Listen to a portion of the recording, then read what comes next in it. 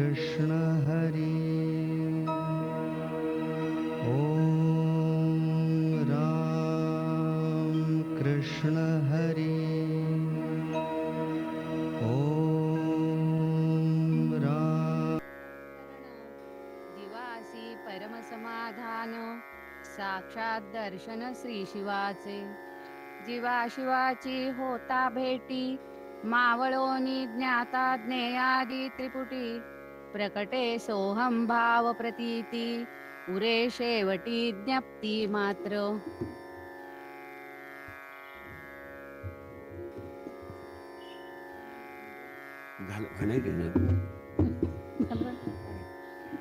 स्वामी स्वरूपानंद वंदन नमितो परब्रह्म श्री स्वामीन महान संत महात्मा आदिनाथ सिद्ध पुरुष तो स्वरूपानंद परमात्मा चित्ती स्मरता वाचे वदता स्वामी स्वरूपानंद आनंदाच्या उसळती लाटा होई परमानंद परमदयाळा परमकृपाळा परमशांत स्नेहाळा प्रियं वद कुळी अवतरे पावसी कैवल्य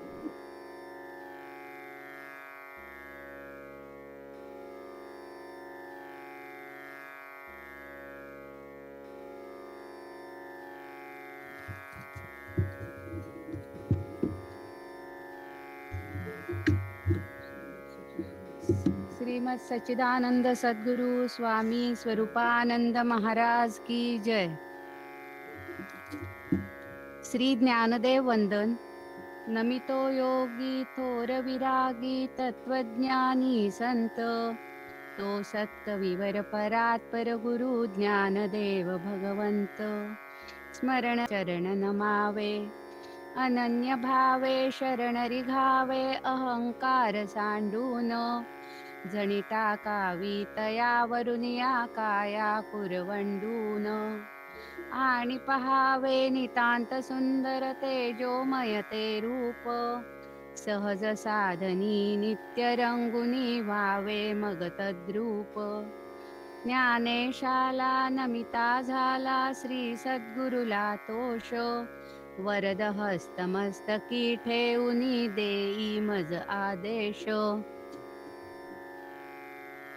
श्री ज्ञानेश्वरी गौरव श्री ज्ञानेश्वरी अमृतगंगा बहुत सुकृते लाभली जगा पावन करी अंतरंगा अंग प्रत्यंगा जीवाचिया भक्तिभावे करिता स्नान निर्मल होय अंतःकरण जीवासी परम समाधान साक्षात दर्शन श्री शिवाचे जीवा शिवाची होता भेटी मावळोनी ज्ञाता ज्ञेयादी त्रिपुटी प्रकटे सोहम भाव प्रतीती उरे शेवटी ज्ञप्ती मात्र स्वामी स्वरूपानंद वंदन नमितो परब्रह्म श्री स्वामीन महान संत महात्मा आदिनाथ सिद्ध पुरुष तो ओम स्वस्ति श्री गणेशाय नमः। ओम श्री सरस्वत्यै नमः। ओम नमः श्री परमहंसास्वादित चरणकमलचिन्मकरन्दाय भक्तजनमानसनिवासाय श्रीरामचन्द्राय नमामि सद्गुरुं शान्तं सच्चिदानन्दविग्रहं पूर्णब्रह्मपरानन्द मीशमालन्दिवल्लभम् ॐ पूर्णमदः पूर्णमिदं पूर्णात् पूर्णमुदच्यते पूर्णस्य पूर्णमादाय पूर्णमेवावशिष्यते। ॐ शान्तिः शान्तिः शान्तिः। अकारण करुणावरुणालय भगवंताच्या असीम कृपेने साधकांचे मायबाप कैवल्य साम्राज्य चक्रवर्ती संत सम्राट विश्वमौली ज्ञानोबा रायांच्या पवित्र वाङ्मयीन कृतीचं अर्थात ग्रंथराज ज्ञानेश्वरीचं तत्वचिंतन करण्याकरता आपण उपस्थित झालेलो आहोत आणि 14व्या अध्यायाचे चिंतन आपलं झालेलं आहे. कालपर्यंतच्या विचारात 388 क्रमांकाच्या अभंगापर्यंत सत्वगुणी आणि रजोगुणी व्यक्तीचे लक्षण, तसंच आता मी 2 तास बोलू शकत नाही, मरणोत्तर त्यांची होणारी गती या गोष्टींचा आपण विचार करून आलेलो आहोत. 389 क्रमांकाच्या अभंगापासून पुढील विचार आज आपण करणार आहोत. आता रजसत्व दोन्हीही गिळून पावे तमोगुण उत्कर्षाते, तेव्हा अंतर्बाह्य लक्षणे जी देही, सांगू ऐकतीही एकचित्ते. याचा अर्थ असा आहे,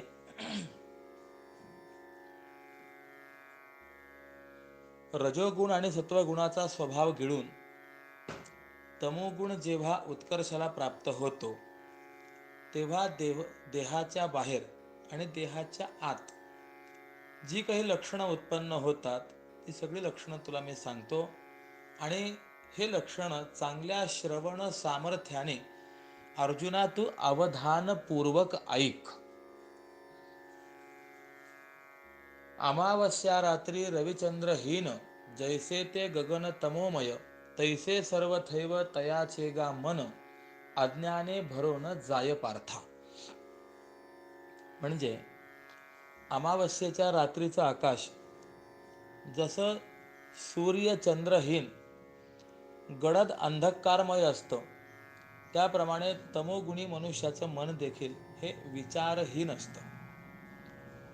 तसंच त्याचं अंतःकरण उत्साह शून्य, प्रतिभा शून्य आणि उदास असतं. आणि तेव्हा आत्मा आणि अनात्मा, सुख आणि दुःख, सत्य आणि मिथ्या, धर्म आणि अधर्म, भोग्य अभोग्य या विचारांची भाषाच हरवून जाते. म्हणजे ज्या वेळेला अंतःकरणामध्ये उत्साह नाही, प्रतिभा नाही आहे आणि अशा पद्धतीचा विवेक नाही आहे, सुखदुःख, सत्यमिथ्या, धर्माधर्म, भोग्य अभोग्य, आत्मा अनात्मा इत्यादी विवेक ज्या ठिकाणी नाही आहे, त्या ठिकाणी तमोगुणाचा उत्कर्ष झालेला आहे. सत्वगुण आणि रजोगुण हे अभिभूत, याचा अर्थ पराभूत झालेले आहेत असं जाणावं. तमोगुणी व्यक्तीची बुद्धी ही जडपणात धोंड्यालाही मोजत नाही.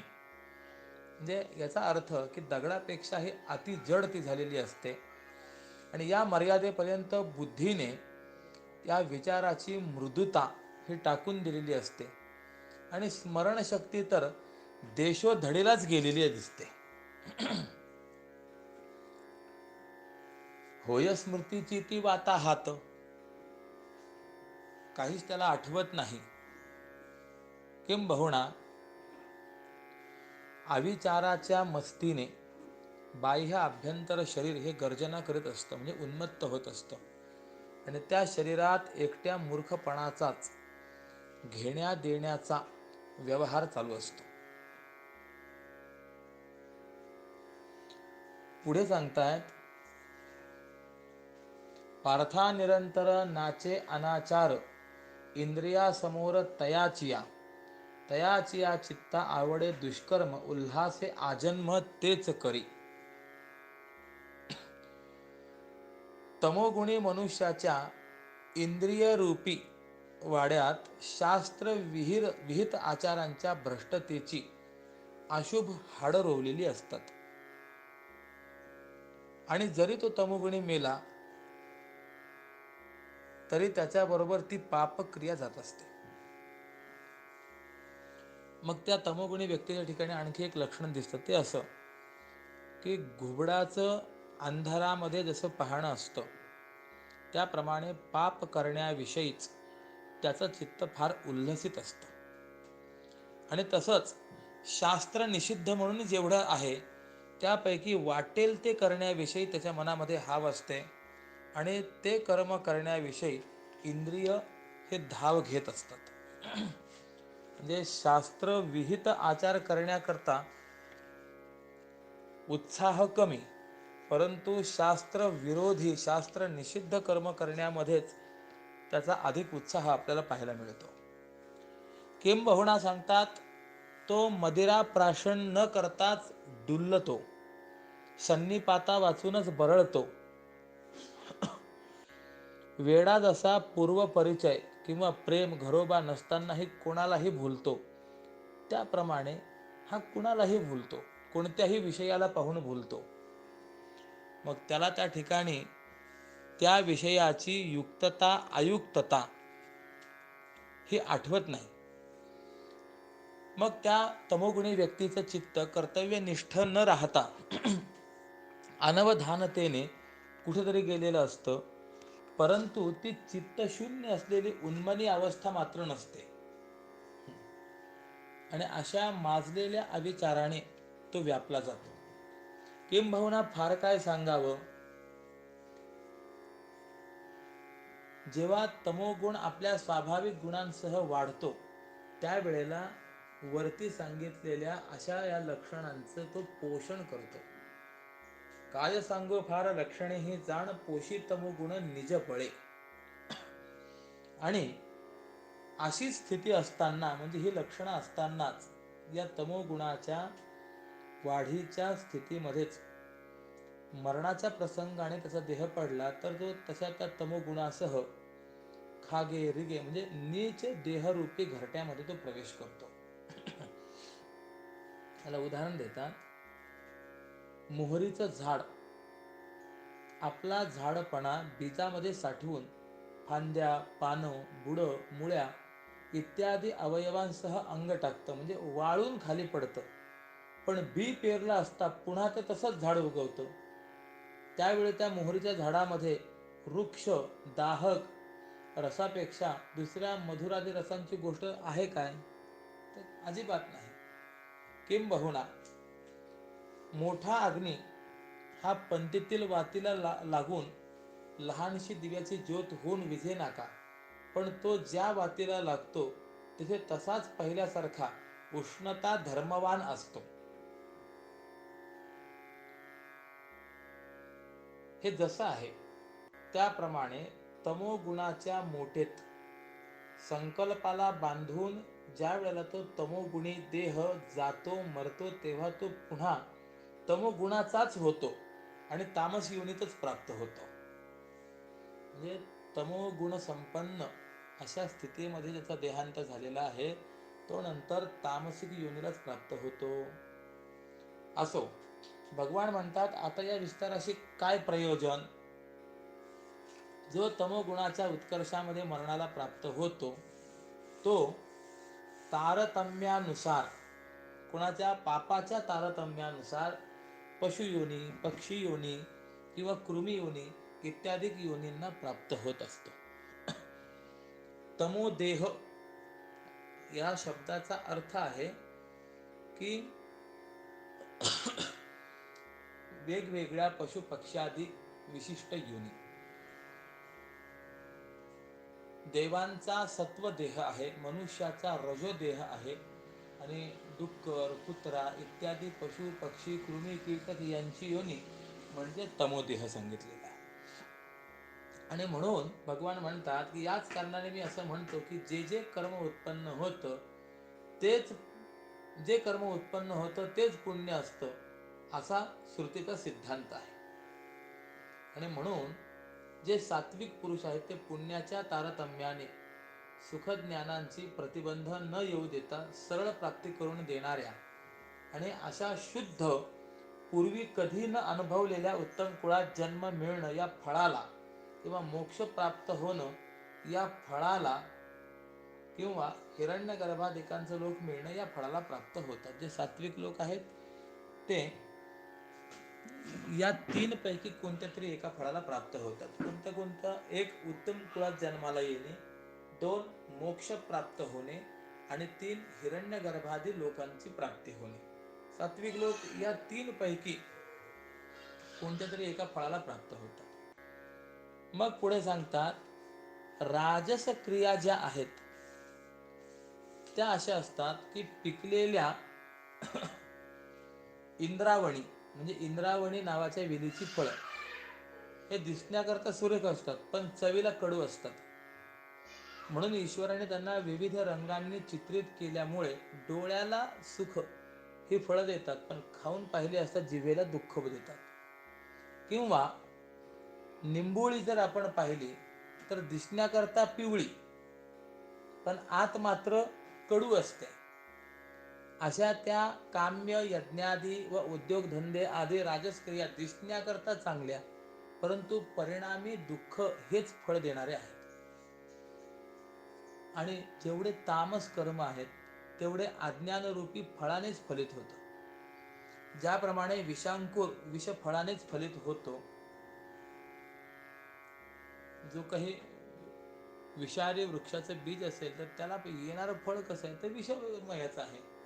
त्याप्रमाणे तामस कर्माचं फळ हे तामसच मिळतं. आणि म्हणून सांगतात की अरे अर्जुना, या परमार्थ विषयामध्ये सत्वगुण हाच ज्ञानाला कारण आहे. जसा सूर्य हाच दिनमानाला कारण आहे त्याप्रमाणे सत्वगुणच ज्ञानाला कारण आहे. रजोगुण हा लोभाला कारण आहे आणि त्यामुळे आपल्या वास्तव ब्रह्मरूपाचं अज्ञान हेच जसं द्वैत व त्याच्या ज्ञानाला कारण आहे तसंच जाण. म्हणून हे अर्जुना, मोह, प्रमाद आणि अज्ञान या मलिन दोष समूहाला पुन्हा पुन्हा तमोगुणच कारण आहे.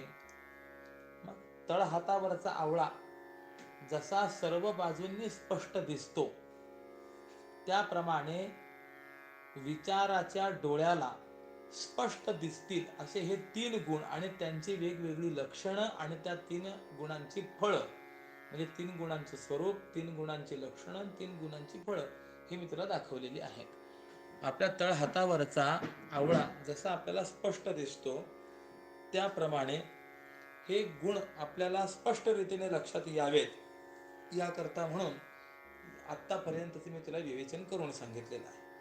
मग पुढे सांगतात, सत्वात संजायते ज्ञानम रजसो लोभ एवच प्रमादमोहौ तमसो भवतो ज्ञानमेवच. म्हणजे सत्वगुणापासून ज्ञान उत्पन्न होतं, रजोगुणापासून लोभ उत्पन्न होतो आणि तमोगुणापासून प्रमाद व मोह निर्माण होतात आणि अज्ञानही उत्पन्न होत असतात. म्हणून रजोगुण आणि तमोगुण हे दोघं भावी काळामध्ये मोठ्या अधःपाताला कारण आहेत असं वेदाने सांगितलेलं आहे किंवा बघितलेलं आहे. कारण अतींद्रिय विषय आणि भावी काळात अनुभवाला येणारे कर्माचे फळ हे वेदाला दिसतात. सत्वगुणा वाचून दुसरा कोणताही गुण ज्ञानाकडे आणत नाही हे देखील वेदाला कळतं. म्हणून ज्याप्रमाणे काही निष्काम भक्त आर्तकृत आरती निवर्तिका, जिज्ञासुकृत ज्ञानप्रापिका, अर्थार्थीकृत अर्थसंपादिका या 3 भक्तींचा त्याग करून चौथी निर्गुण ब्रह्मज्ञानात्मिका आणि सगुण प्रेमलक्षणा भक्ती आजन्म करतात. त्याप्रमाणे कित्येक साधक रजतमांचा त्याग करून केवळ सात्विक वृत्तीने जन्मभर वागण्याचा निश्चय करणारे असतात. म्हणजे आपण 4 प्रकारचे भक्त पाहिले आहेत की नाही? आर्तो, जिज्ञासू, अर्थार्थी, ज्ञानी च भरतर्षभ. आर्त, जिज्ञासू, अर्थार्थी आणि ज्ञानी. तर यापैकी बरेच भक्त असे आहेत की नाही, अर्थ भक्तीही सोडतात, जिज्ञासू भक्तीही सोडतात, अर्थार्थी तर लांबच ठेवतात आणि ज्ञान लक्षणात्मिका सगुण प्रेम लक्षणा भक्ती स्वीकारतात. त्याप्रमाणे अनेक साधक हे रजतमाचा त्याग करून केवळ सात्विक वृत्तीनेच जन्मभर वागण्याचा निश्चय करतात किंवा प्रयत्न करतात. मग आता त्यांना काय फळ मिळतं ते सांगतात. ऊर्ध्वं गच्छन्ति सत्वस्था मध्ये तिष्ठन्ति राजसाः जघन्य गुणवृत्तिस्था अधो गच्छन्ति तामसाः. या श्लोकाचा अर्थ असा आहे की आजन्म सत्व गुणामध्ये स्थिर असलेले जे लोक आहेत ते ऊर्ध्व लोकाला म्हणजे स्वर्ग ब्रह्मलोकाला जातात. रजोगुणामध्ये स्थिर असलेले हे मध्य लोकात म्हणजे मृत्यू लोकामध्ये राहतात आणि निकृष्ट गुण स्वभावामध्ये स्थिर असलेले तमोगुणी जे लोक आहेत ते अधोलोकाला म्हणजे नरक लोकाला जातात. यावर व्याख्यान करतात, ऐसा सत्वोत्कर्ष बाणे जया अंगी तया तनुत्यागी स्वर्ग भोग. म्हणजे असा सत्वाचा उत्कर्ष, सत्वगुणाची वाढ ज्याच्या ठिकाणी झालेली आहे त्याला पुढे स्वर्गाचं आधिपत्य प्राप्त होतं. म्हणजे सत्वगुणाच्या नटवत नृत्याने म्हणजे उत्साहाने ज्याचं जगणं आणि मरण असतं त्या सत्वगुणी व्यक्तीला देहत्यागानंतर स्वर्गाचं राज्य प्राप्त होतं. मग याच रीतीने रजोगुणाच्या उत्कर्षाने ज्याचं जगणं आणि मरण असतं तो मनुष्य लोकामध्ये मृत्यू लोकामध्ये मनुष्य म्हणून जन्माला येतो आणि ज्या मृत्यू लोकात जन्म मरणाच्या वाटेत पडल्यानंतर पुन्हा उठण्याचं सामर्थ्य राहत नाही, मुक्त होण्याची शक्यता नसते, त्या मृत्यू लोकात देहरूपी एकाच ताटामध्ये सुखदुःखाची खिचडी खावी लागते. सुख म्हटलं की दुःख तिथे आलंच आणि याच रीतीने सुखदुःखांच्या भोगाला समर्थ असलेल्या देहाने तमोगुणात उत्कर्ष पाहून जे लोक मरतात ते लोक नरक भूमीला जाण्याचा दाखला घेतात. अर्जुना, याप्रमाणे आत्मवस्तूच्या अधिष्ठान सत्तेने त्रिगुणांना ऊर्ध्व मध्य अधोगतीची कारणता कशी आहे हा सर्व प्रकार मी तुला आता सांगितलेला आहे. आता पुढे सांगतात, नान्यं गुणेभ्यः कर्तारं यदा द्रष्टानुपश्यति गुणेभ्यश्च परं वेत्ति मद्भावं सोऽधिगच्छति. या श्लोकाचा अर्थ असा की जेव्हा द्रष्टा हा विचारशील पुरुष आणि देहेंद्रियादी गुणांवाचून दुसरा करता नाही असं जाणतो आणि देहेंद्रियादी गुणापेक्षा वेगळा क्षेत्रज्ञ साक्षी आहे असं जाणतो, त्यावेळेला तो मत स्वरूपाला प्राप्त होतो. म्हणजे बघा, दोन गोष्टी सांगतात. द्रष्टा म्हणजे पाहणारा विचारशील पुरुष हा एक देहेंद्रियादी गुणांवाचून दुसरा करता नाही असं जाणतो. म्हणजे कर्तृत्व कुणाकडे आहे? देहाकडे, इंद्रियाकडे आणि गुणांकडे. ठीक.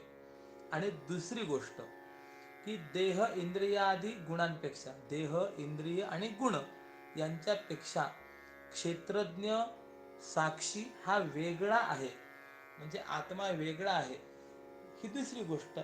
या दोन गोष्टी जो जाणतो तोच मत स्वरूपाला प्राप्त होतो असं भगवान सांगतात. यावर व्याख्यान करतात, असं बोलणे हे आता अप्रस्तुत आईसे नको येथ मानू पार्था. अर्जुना, आता हे अनावश्यक किंवा अयोग्य बोलू नको असं मानू नकोस. कारण ऐक सावधान तुझं सारभूत मागील सिद्धांत पुन्हा सांगू. देवा, हे मागे ऐकून आलेलंच आहोत, आता पुन्हा ऐकण्याची काय गरज आहे असं म्हणू नकोस. तर मी तुला मागील सिद्धांत पुन्हा सारभूत रीतीने सांगतो. देहाचे निमित्त करोणी हे गुण निपजती जाण स्वभावेची, जैसा काष्ठाकारे अग्नी अवतरे किंवा वृक्षाकारे भूमी रस. याचा अर्थ असा आहे की आत्मवस्तू ही आत्मरूपाने जशी निर्विकार आहे तशीच ती सर्व काळही असते, पण ती वस्तू अज्ञानामुळे गुणासारखी म्हणजे अन्नमय, प्राणमय, मनोमय, विज्ञानमय आणि आनंदमय हे जे 5 कोश शास्त्रकारांनी सांगितलेले आहेत, या 5 कोशांपैकी ज्या ज्या कोणाशी तादात्म्याला पावते तेव्हा त्याच्यासारखीच आहे असं वाटून मी देहवान आहे, मी क्षुधा पिपासावान आहे, मी संकल्पवान आहे, मी निश्चयवान आहे, मी सुखी आहे असा अभिमान धारण करते आणि त्या त्या कोशाच्या कार्यविशेषाने भासते. आता बघा, पहिले अन्नमय कोश आहे, याचा संबंध देहाशी आहे. त्यामुळे अन्नमय कोशाचा संबंध आला किंवा अभिमान धारण केला की तो म्हणतो मी देहवान आहे.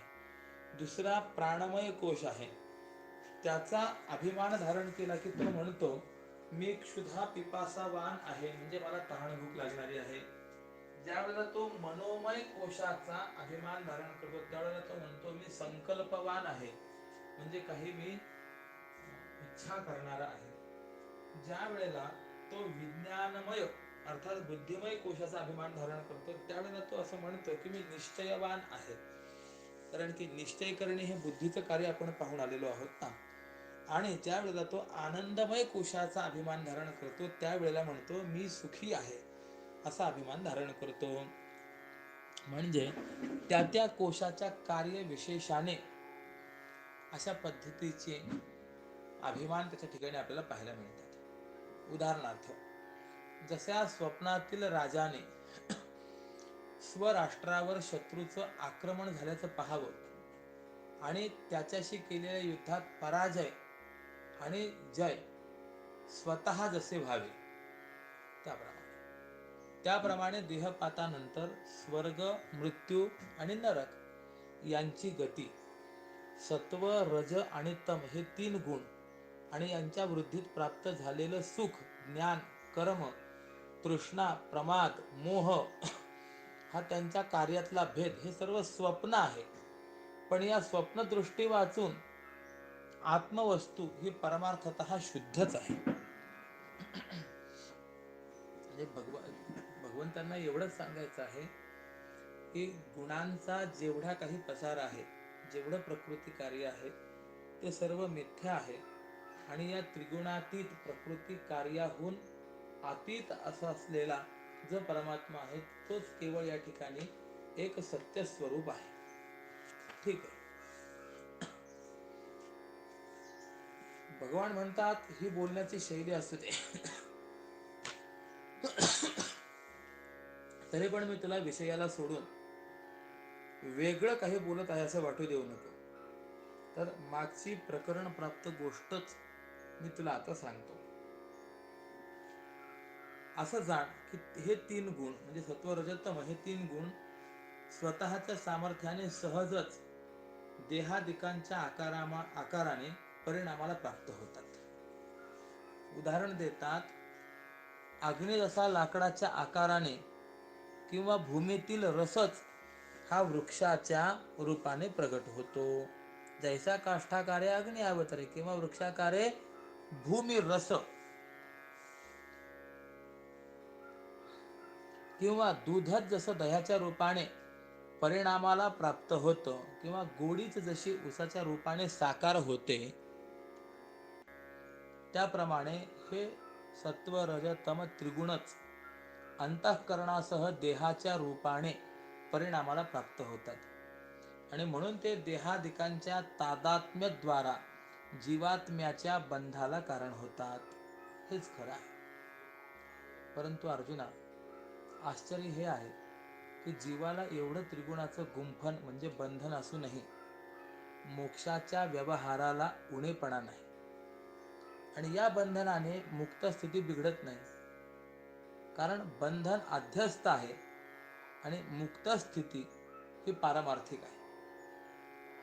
नेहमी नियम असा आहे की ज्या ठिकाणी ज्याचा अध्यास होतो त्या अध्यस्ताच्या गुणदोषांनी अधिष्ठान वस्तू अणुमात्र देखील संबद्ध होत नसते.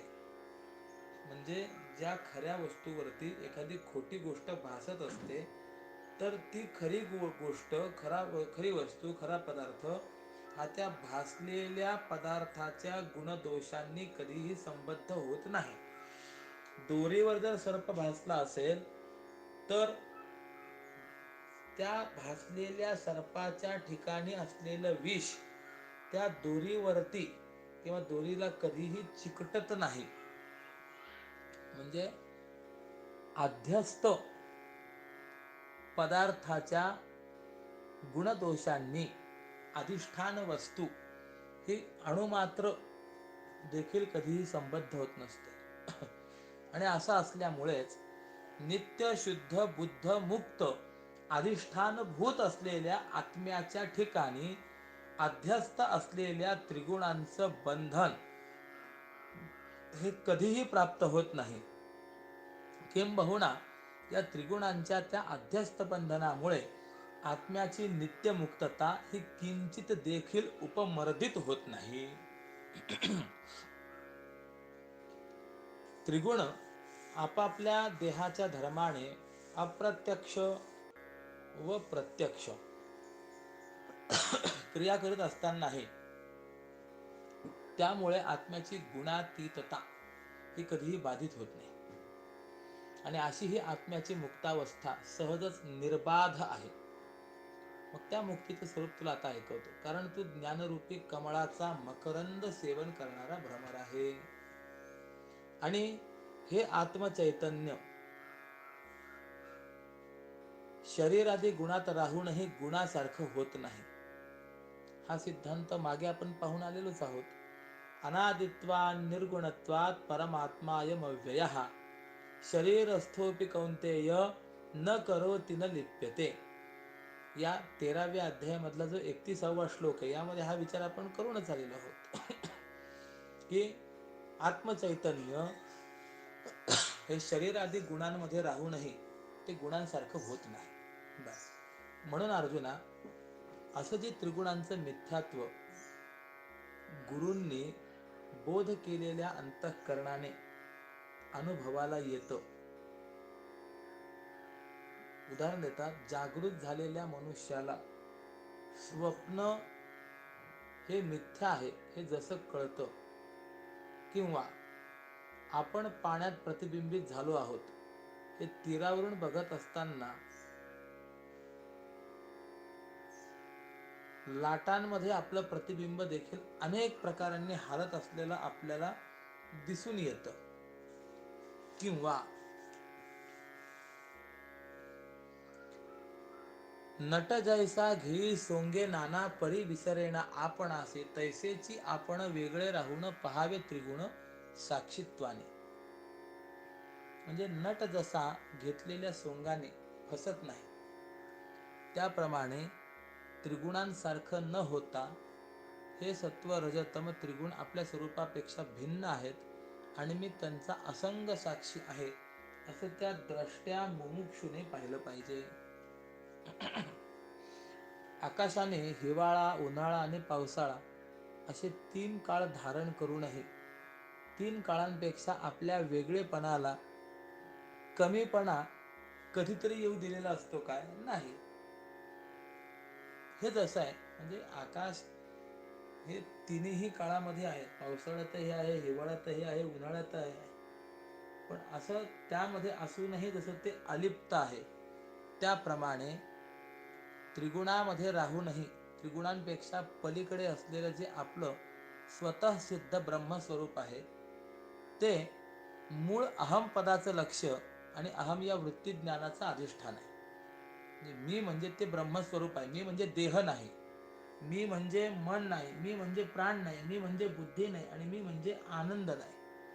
तर मी म्हणजे स्वतः सिद्ध ब्रह्म म्हणून अहम पदाचं लक्ष आणि अहम या वृत्ती ज्ञानाचं अधिष्ठान देखील ते ब्रह्मस्वरूपच आहे. मग देहादी अनात्म पदार्थांपासून विचाराने अहंता काढून ती त्या अहमपद लक्ष आणि अहम ज्ञानाधिष्ठान ब्रह्मस्वरूपावर नेऊन बसवावी. किंवा जेव्हा जाते, म्हणजे देहादी अनात्म पदार्थ जे आहेत ना, त्यांच्या ठिकाणी जी काही मीपणा आहे तो मीपणा तिथनं काढायचा आणि अहम पदाने जो लक्षित केला जाणार ते ब्रह्मस्वरूपे त्यावर बसवायचं. अहम ज्ञानाने, अहम ज्ञानाचं अधिष्ठान असलेलं जे ब्रह्मस्वरूप आहे त्यावर ज्या वेळेला ते जाऊन बसेल त्यावेळेला मग त्या ब्रह्मस्वरूपाच्या उच्च भूमिकेतून आत्म्याकडे आणि त्रिगुणांकडे पाहत असताना तो द्रष्टा पुरुष म्हणतो की अरे मी साक्षी आहे, मी अकर्ता आहे, मी अभोक्ता आहे, आणि हे त्रिगुणच सर्व कार्यांना कारण आहेत. अशी त्याने आत्म्याची ब्रह्माकडे व त्रिगुणांची कर्माकडे योजना केलेली असते. म्हणजे आत्म्याची योजना ब्रह्माकडे आणि त्रिगुणांची योजना कर्माकडे त्याने केलेली असते. मग पुढे सांगतात, तेथोनी पाहता मग पंडितसुता म्हणे मी अकर्ता साक्षीभूत, सर्व हे कर्मासी गुणचे कारण राहे उदासीने जाणून. सत्वाधिक भेदी कर्माचा विस्तार, सर्व तो विकार गुणांचाच. वना माझी ऋतू वसंत तो जैसा, वनश्री विलासा हेतू होय. म्हणजे प्रकृती स्वरूप असलेल्या सत्व रज तमांच्या विशेष अवस्थेत अनेक कर्मांचा विस्तार होत असतो. आणि म्हणून हा जो कर्म विस्तार आहे तो त्रिगुणांचा परिणाम आहे.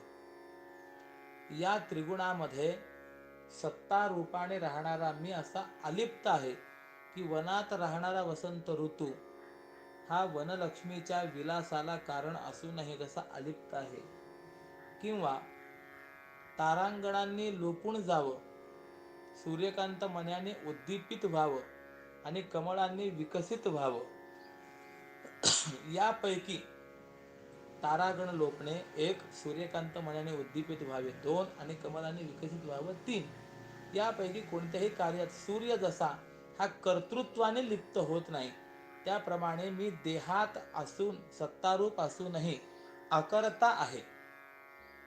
मी स्वरूपतः प्रकाशित होऊन त्रिगुणांचं प्रकाशन करतो. त्रिगुणांचं त्रिगुणत्व माझ्या सत्तेने पुष्ट होतं आणि या त्रिगुणांचा अभाव झाला असता जे उरतं ते मीच आहे. अर्जुना, असा विचार ज्या द्रष्ट्या पुरुषाच्या अंतःकरणात उदयाला येतो त्या पुरुषाच्या ठिकाणी गुणातीतत्व हे विचाररूपी अर्थाच्या मार्गाने येतं. आणि ज्या पुरुषाच्या ठिकाणी विचार आहे त्याच्या ठिकाणी त्या विचार मार्गाने गुणातीतता आपोआप येते हे निश्चित आहे. म्हणजे पहिले योग्य विचार विवेक अपेक्षित आहे, तो विचार प्राप्त झाल्यानंतर गुणातीतता ही आपोआप येणार आहे असा माऊलींचा भाव आहे. असो, मग पुढे सांगतात, गुणानेतानती इत्यत्रीन देही देह समुद्भवान, जन्म मृत्यू जरा दुःखैर विमुक्तो मृतमश्नुते. या श्लोकाचा अर्थ असा आहे की देहधारी जीवात्मा या देहाला बीजभूत असलेल्या या त्रिगुणांचं उल्लंघन करून जन्म मृत्यू वार्धक्य आणि दुःख यांनी मुक्त होऊन अमृताला म्हणजे मोक्षाला प्राप्त होतो. यावर व्याख्यान करताना म्हणतात, ज्ञानाचे माहेर जाहला म्हणून जाणे तो निर्गुण आणि कजे, सरितेसी जैसे येई सिंधुपण मिळताची जाण सागराते. याचा अर्थ असा की आता निर्गुण ब्रह्म म्हणून जे त्रिगुणांपेक्षा वेगळं आहे त्याला तो द्रष्टा पुरुष यथार्थपणाने जाणतो. कारण ज्ञानाने त्याच्यावरच आपली बैठक केलेली असते. किंबहुना अर्जुना फार काय सांगावं, याप्रमाणे तो द्रष्टा पुरुष ब्रह्मसत्तेला भगवत सत्तेला म्हणजे स्वरूपाला प्राप्त होतो, ज्याप्रमाणे नदी ही समुद्रपणाला प्राप्त होते, किंवा नळीवरनं उठलेला पोपट वृक्षाच्या शाखेवर जसा बसावा त्याप्रमाणे मूळ अहम पदाचं लक्ष जे ब्रह्म किंवा अहम या वृत्ती ज्ञानाचं अधिष्ठान जे साक्षी ब्रह्म, त्याला तो द्रष्टा पुरुष मी ब्रह्म आहे असं म्हणून प्राप्त होतो. सोहम भाव सोहम ब्रह्मी, तैसी देहा हंता सर्वता सांडून राहे तो जडून सोहम ब्रह्म. नळीवरनं उठून जसा तो पोपट वृक्षाच्या फांदीवर जाऊन बसला त्याप्रमाणे देहाच्या ठिकाणी असलेली अहंता ही सर्वथा सोडून तो सोहम ब्रह्म म्हणजे सोहम भावाच्या ठिकाणी ते ब्रह्म मीच आहे अशा वृत्तीवरती जडून राहतो. म्हणून अरे अर्जुना, अज्ञान निद्रेत होता जो घोरत, आता तो जागृत स्वस्वरूपी, भेद बुद्धिरूप आरिसा गळून पडला हातोन तयाचिया.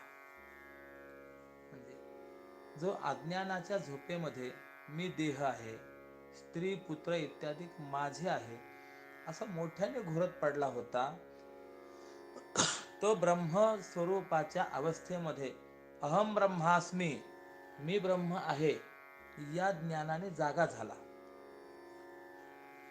म्हणून हे वीरांच्या नियामका अर्जुना, भेद निर्माण करणारा बुद्धिरूपी आरसा त्याच्या हातातून खाली पडला, म्हणजे ज्ञानाने बाधित झालाय, आणि म्हणून तोच जीवरूपी प्रतिबिंबाला मुकतो.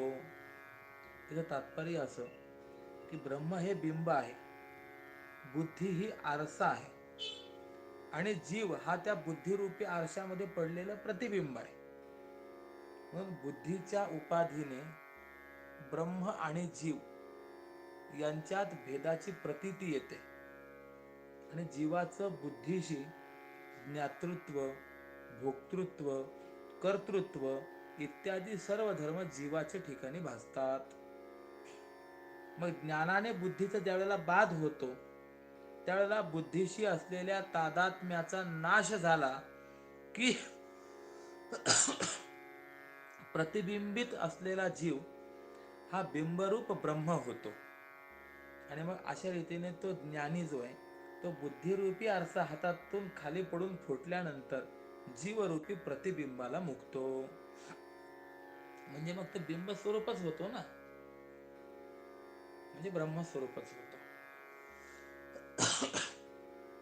म्हणून हे वीरा अर्जुना, देह तादात्म्याचा वारा वाहणं जेव्हा बंद होतं, स्थूल आणि सूक्ष्म देहांच्या ठिकाणी असलेला मी असा अभिमान आणि कारण देह मात्र स्वरूपतः जेव्हा नष्ट होतो, तेव्हा लाटांचं समुद्राशी जसं ऐक्य असतं त्याप्रमाणे या जीवाचं ब्रह्माशी ऐक्य होतं. ज्याप्रमाणे लाट पाण्यात निर्माण झाली, पाण्यावरच राहिली आणि शेवटी नंतर पाण्यात विरली म्हणजे काय झालं तर त्या पाण्याशी ती एकरूप झाली. जशी तिच्यामध्ये, त्या लाटेमध्ये आणि त्या पाण्यामध्ये कोणत्याही प्रकारचा भेद शिल्लक राहत नाही, त्याप्रमाणे या ज्ञानी पुरुषाच्या आणि त्या ब्रह्मस्वरूपाच्या ठिकाणी कोणताही भेद राहत नाही, त्याचं ऐक्य होत असतं. म्हणून भगवान म्हणतात की त्या ज्ञानी पुरुषाला माझ्या स्वरूपाची प्राप्ती होते.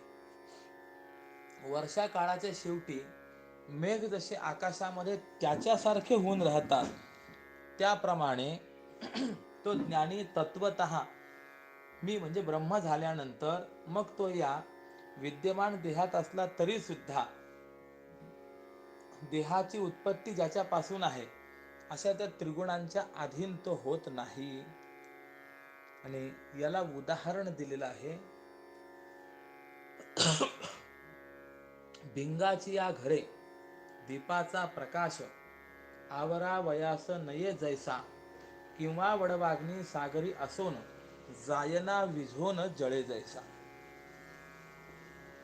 म्हणजे अभ्रकाच्या घरामध्ये असलेला दिव्याचा प्रकाश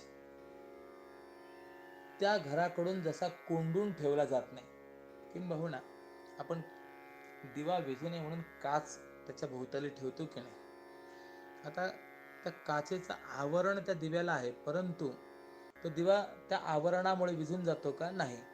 किंबहुना पाणी जर आपण अग्नीवर टाकलं तर पाणी विझतं, अग्नी विझतो. पाणी अग्नीवर टाकलं तर अग्नी विझतो, परंतु समुद्रामध्ये वडवा नळ आहे की नाही, तो वडवा नळ समुद्रात सागराकडून विझला जातो का? नाही. हे जसं आहे त्याप्रमाणे या त्रिगुणांच्या येण्या जाण्याने त्या पुरुषाचा ब्रह्मबोध हा मलिन होत नाही. आकाशातील चंद्र पाण्यात प्रतिबिंबित झाला तरी तो जसा ओला होत नाही, त्याप्रमाणे तो ज्ञानी देहात असला तरी सुद्धा देहाभिमानी होत नाही. आणि हे तीन गुण आपापल्या उत्कर्षाने देहाच्या रंगभूमीवर स्वच्छंदाने नाचतात. मग त्यांचं ते नृत्य कसं आहे हे नुसतं पाहण्याकरता देखील तो ज्ञानी अहंतेला स्वरूपापासून देहाकडे पाठवत नाही. आणि मग या स्थितीपर्यंत तो ज्ञानी अंतःकरणामध्ये बळकट निश्चय करून स्थिर झालेला असतो. आणि या स्थितीमध्ये आता सध्या वर्तमान काळात देहाकडून काय घडत आहे ते देखील तो जाणत नाही. ऐसा सर्वापरी सुस्थिर अंतरी जाणेना शरीरी काय घडे. किंबहुना अंगावरची कात टाकून सर्प हा बिळात शिरल्यानंतर त्याची ती कात कोणी बरे सांभाळावी.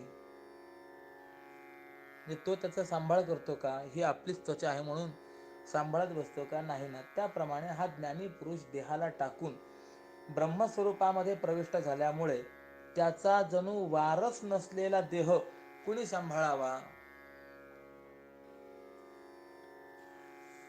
तो त्या देहाला सांभाळत नाही. म्हणजे अर्थात त्या ज्ञानी पुरुषाच्या ठिकाणी त्या देहाविषयी आसक्ती नसते. जुन्या कमळाचा सुगंधी वास वाऱ्याने आकाशात मिळून जातो तेव्हा तो सुगंध माघारी कमळ कोशाकडे कधी येतो काय? जसा येत नाही. त्याप्रमाणे ब्रह्मस्वरूपाशी ऐक्य झाल्यामुळे त्या ज्ञानी पुरुषाची तशी स्थिती झालेली असते. आणि तो ब्रह्मस्थितीला प्राप्त झालेला असल्यामुळे त्या स्थितीमध्ये हा देह कसा आहे, देहाचे धर्म कोणते इत्यादी तो काहीच जाणत नाही. देहाचा विचार जर केला तर जन्म, अस्तित्व, वाढणे, विपरिणाम, अपक्षय म्हणजे वृद्धत्व आणि विनाश म्हणजे मरण हे 6 भाग विकार या देहाच्या ठिकाणी राहिलेले असतात. म्हणून त्या ज्ञानी पुरुषाला त्या विकारी देहाशी कोणतंच प्रयोजन शिल्लक राहिलेलं नसतं. घटाचा नाश झाल्यानंतर घटाच्या खापऱ्या दूर फेकून दिल्या तर घटातील आकाश हे जसं आपोआपच महाकाश झालेलं असतं त्याप्रमाणे देहाचं ज्ञान जातं आणि आत्मस्वरूपाचंच अखंड अनुसंधान जेव्हा घडतं तेव्हा आत्मस्वरूपापासून दुसरा कोणताच चिंतनाचा विषय नसतो. आणि अशा महान बोधाने त्याचं देहामध्ये वास्तव्य असतं. म्हणून अर्जुना मी त्याला गुणातीत असं म्हणतो. म्हणजे आतापर्यंत जे वर्णन केलेलं आहे ते गुणातीत कुणाला म्हणावं या संबंधातलं वर्णन झालेलं आहे. की असं लक्षण ज्याच्या ठिकाणी आपल्याला पाहायला मिळेल ना तो गुणातीत आहे असं समजा. मेघाने गर्जनेच्या द्वारा जणू हाक मारलेला मोर हा जसा आनंदित होतो त्याप्रमाणे या देवाच्या बोलण्याने अर्जुन हा अति आनंदित झालेला आहे. ऐकून हे बोल पार्थ सुखावला मेघे तृप्त केला मोर जैसा. मेघ गर्जना ऐकल्यानंतर मोर थुई नाचायला लागतो त्याप्रमाणे अर्जुनाला अति आनंद झाला. आणि आनंदित झालेला अर्जुन आता भगवंताला प्रश्न विचारतोय. अर्जुन उवाच कैर्लिंगै स्त्रीन गुणान एतान अतीतो भवति प्रभो किमाचारः कथंचैतान स्त्रीन गुणानतिवर्तते. म्हणजे हे देवा या 3 गुणांच्या पलीकडे गेलेला पुरुष कोणत्या लक्षणांनी युक्त असतो. म्हणजे गुणातीताची लक्षण काय? 1 त्याचा आचार कसा असतो म्हणजे तो वागतो कसा. 2 आणि तो 3 गुणांचं कोणत्या प्रकारांनी अतिक्रमण करतो. असे एकंदरीत 3 प्रश्न अर्जुनाने भगवंताला या ठिकाणी विचारलेले आहेत. यावर व्याख्यान करताना स्वामीजी म्हणतात तेणे सुखे पार्थ देवा लागी पुसे गुणातीता कैसे ओळखावे. या वरचं लक्षण ऐकून संतुष्ट झालेल्या त्या संतोषाने अर्जुनाने विचारलं देवा ज्या पुरुषाच्या ठिकाणी असा महान बोध राहतो तो कोणत्या लक्षणांनी ओळखावा. तो गुणातीत काय करतो, कोणत्या प्रकाराने तो या त्रिगुणांचं उल्लंघन करतो हे कृपेचं माहेर असलेल्या देवाने सांगावं. आणि मग आता तो ऐश्वर्यादी 6 गुणांचा राजा, षडगुणांचा राणा देव नारायण तर भगवान श्रीकृष्ण अर्जुनाच्या या प्रश्नाचा परिहार म्हणजे उत्तर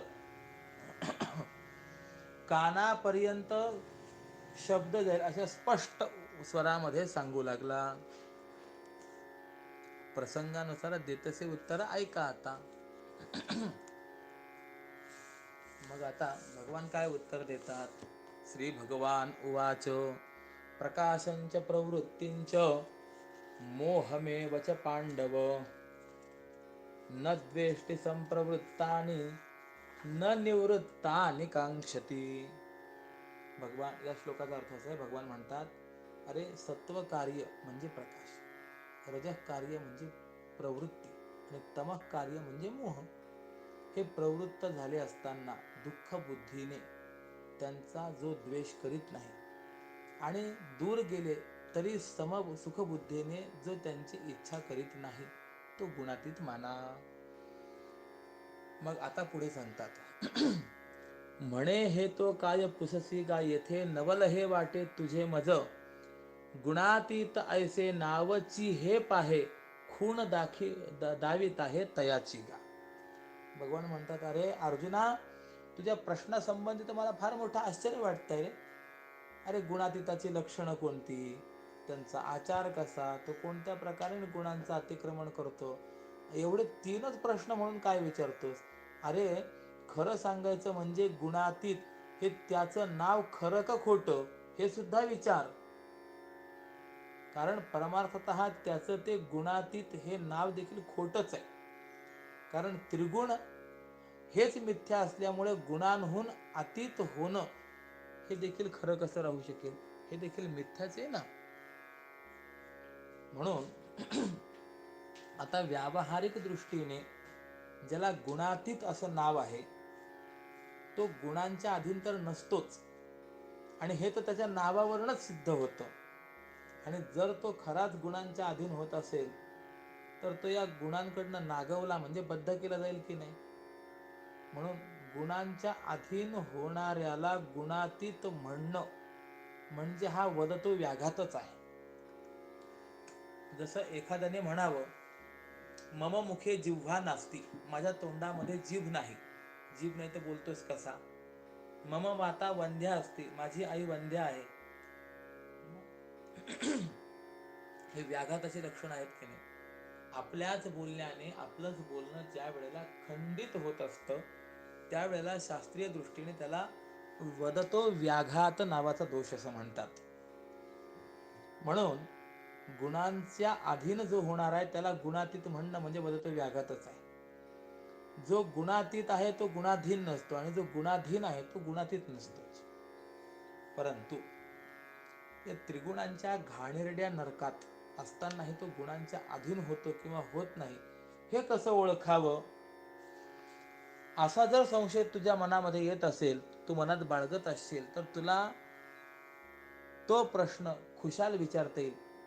तर त्याचं उत्तर आता ऐक. म्हणून मी त्या गुणातीताचं लक्षण सांगतो म्हणे.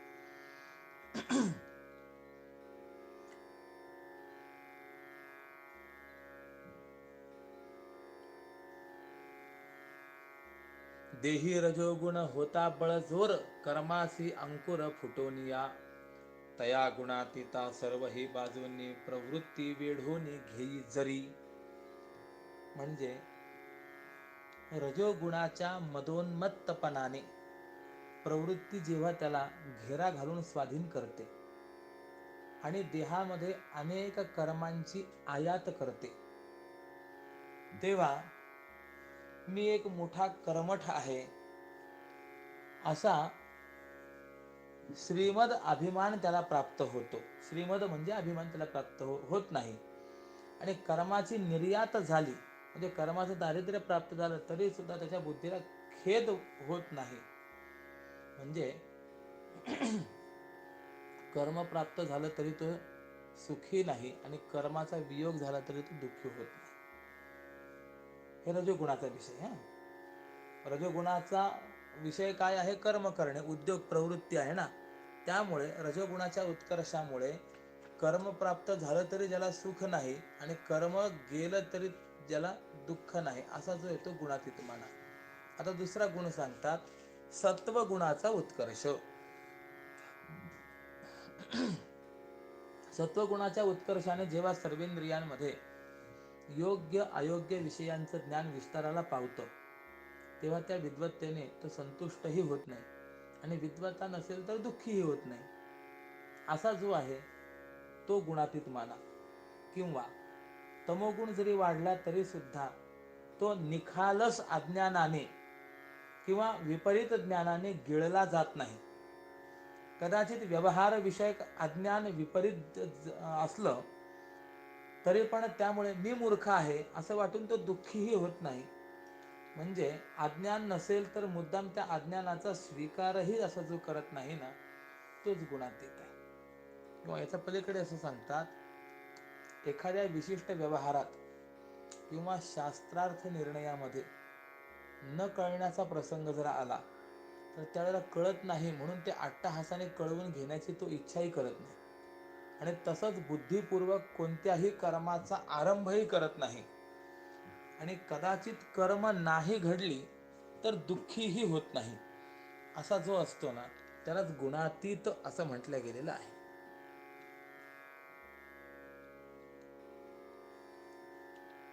उदाहरण देतात, होवो सायं प्रातर ना तरी मध्यान्ह राहे उदासीन सूर्य जैसा तैसा गुणातीत राहे तो अलिप्त नित्य त्रिगुणात वावरुणी. म्हणजे ज्याप्रमाणे सूर्याला सायंकाळ, प्रातःकाळ, मध्यान्ह काळ या 3 काळांची गणना करता येत नाही, कारण तो नित्य प्रकृष्ट प्रकाशरूप असल्यामुळे त्याला 3 काळांची जाणीवच नसते. त्याप्रमाणे तो जो गुणातीत आहे त्याला त्रिगुणांची जाणीव नसते.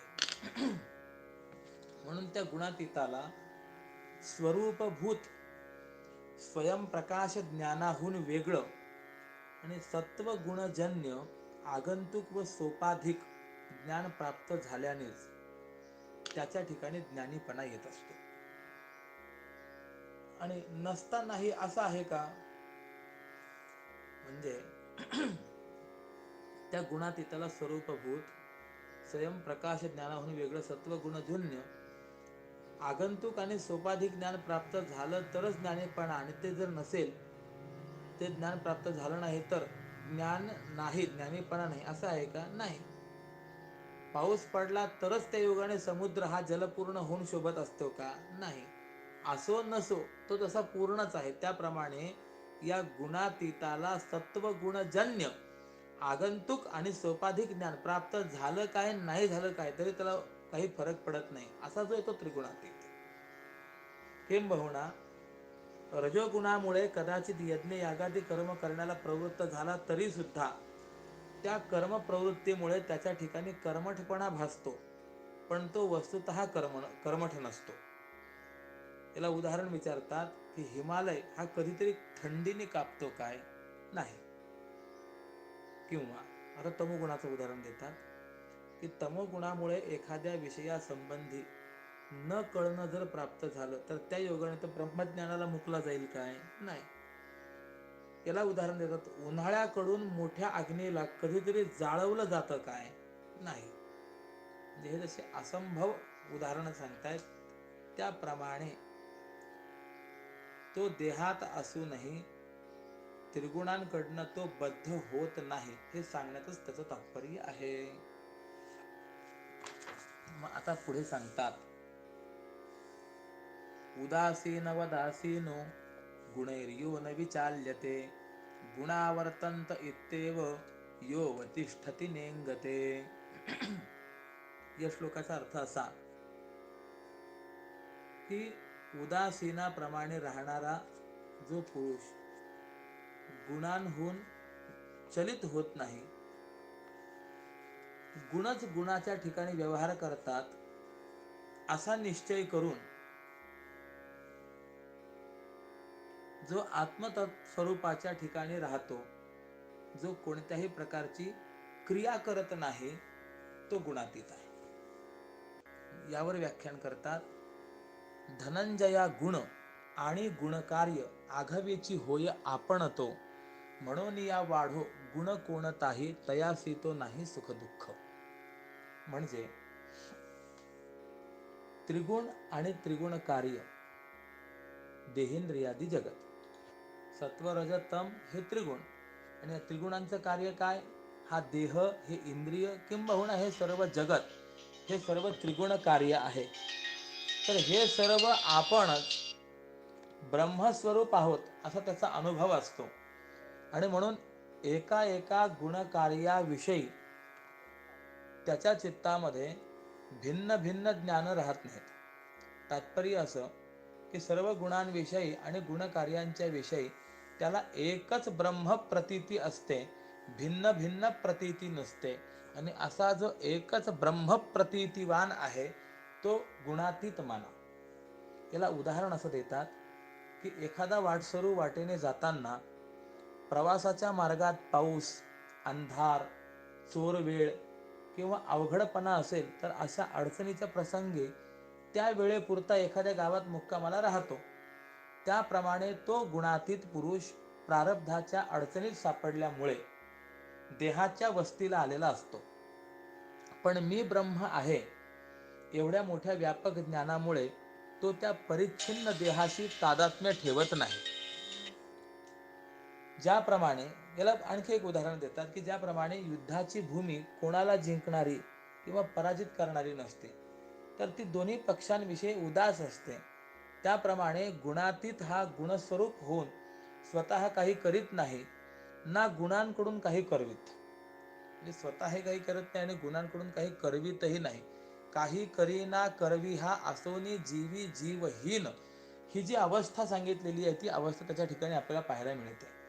किंवा आणखी एक उदाहरण देतात की शरीरातील प्राण, अतिथी म्हणून घरी आलेला ब्राह्मण किंवा चव्हाट्यावरती रोवलेला खांब, हे अनुक्रमे शरीरात, घरात आणि चव्हाट्यात होणाऱ्या सर्व व्यवहारांविषयी जसे उदासीन असतात, त्याप्रमाणे या त्रिगुणांच्या येण्या जाण्याने तो गुणातीत चलित होत नाही आणि स्वरूप स्थितीतून भ्रष्टही होत नाही. म्हणजे चतुष्पथावरती असलेला जो काही दीपस्तंभ आहे, त्या दीपस्तंभाच्या प्रकाशामध्ये, सान्निध्यामध्ये सर्व व्यवहार चालतात, परंतु त्या व्यवहारामध्ये त्या दीपस्तंभाचा कोणताही संग नसतो. तो जसा अलिप्त रीतीने सर्वांचा साक्षी असतो, तद्वत त्याप्रमाणे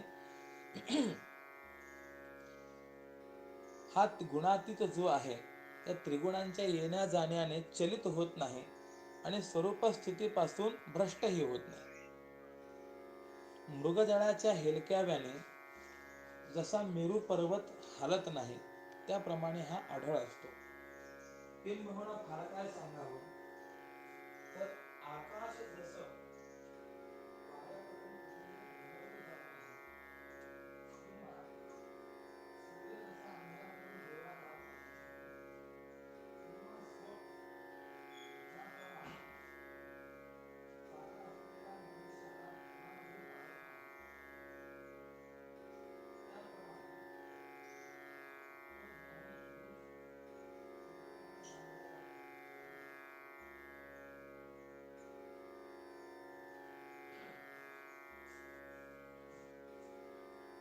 तो गुणातीत पुरुष गुणांकडून आकळला जात नाही, हे तर खरंच. पण सभेत बसलेला प्रेक्षक दुरूनच जसा लाकडाच्या बाहुलीचा खेळ पाहतो, त्याप्रमाणे तो त्रिगुण जेव्हा व्यवहार करतात तेव्हा त्यातील चांगला वाईटपणा हा दुरूनच तटस्थ वृत्तीने आणि कौतुकाने मात्र पाहतात.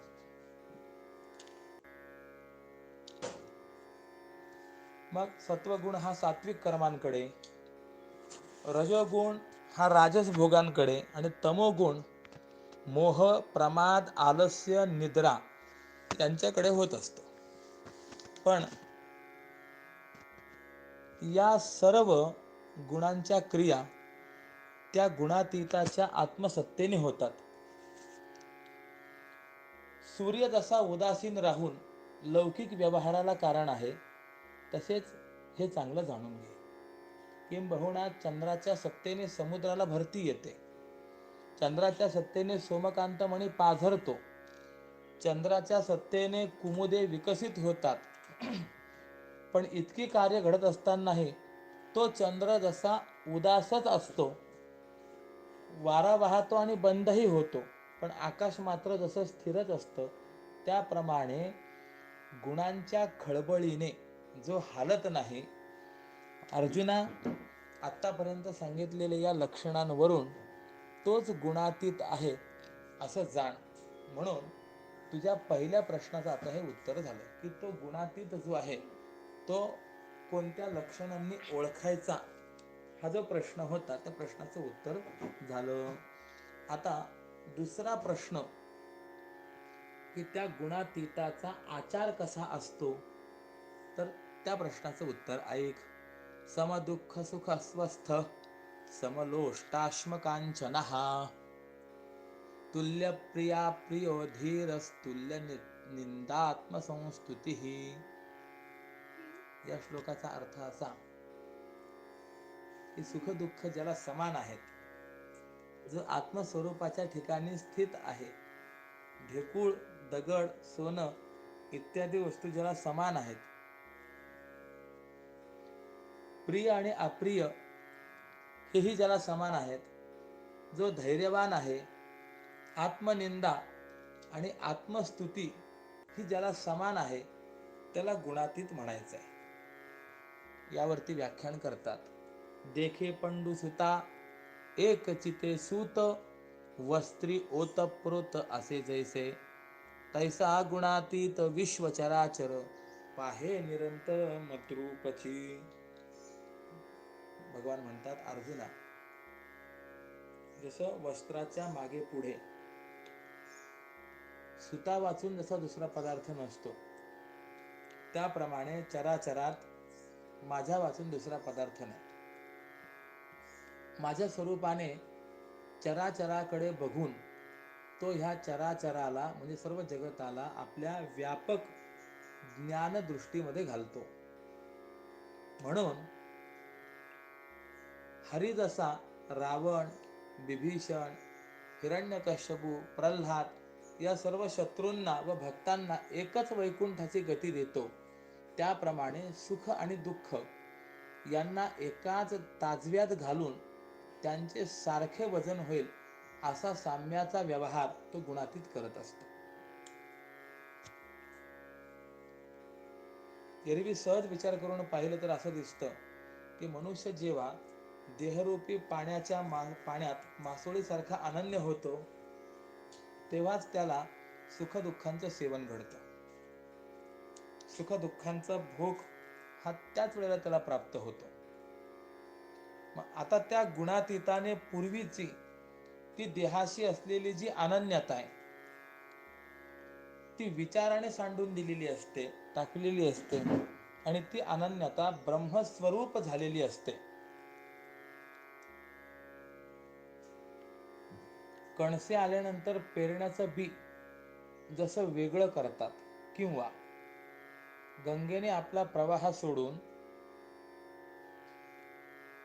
व समुद्राच्या अंगात प्रवेश करून खळखळ वाहण्याची घाई जशी नाहीशी केलेली असते, त्याप्रमाणे देह तादात्म्य सोडून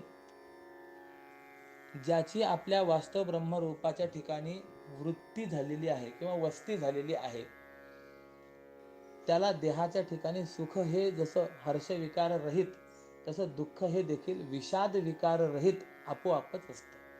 म्हणजे मग तो सुखी दुःखी होत नाही.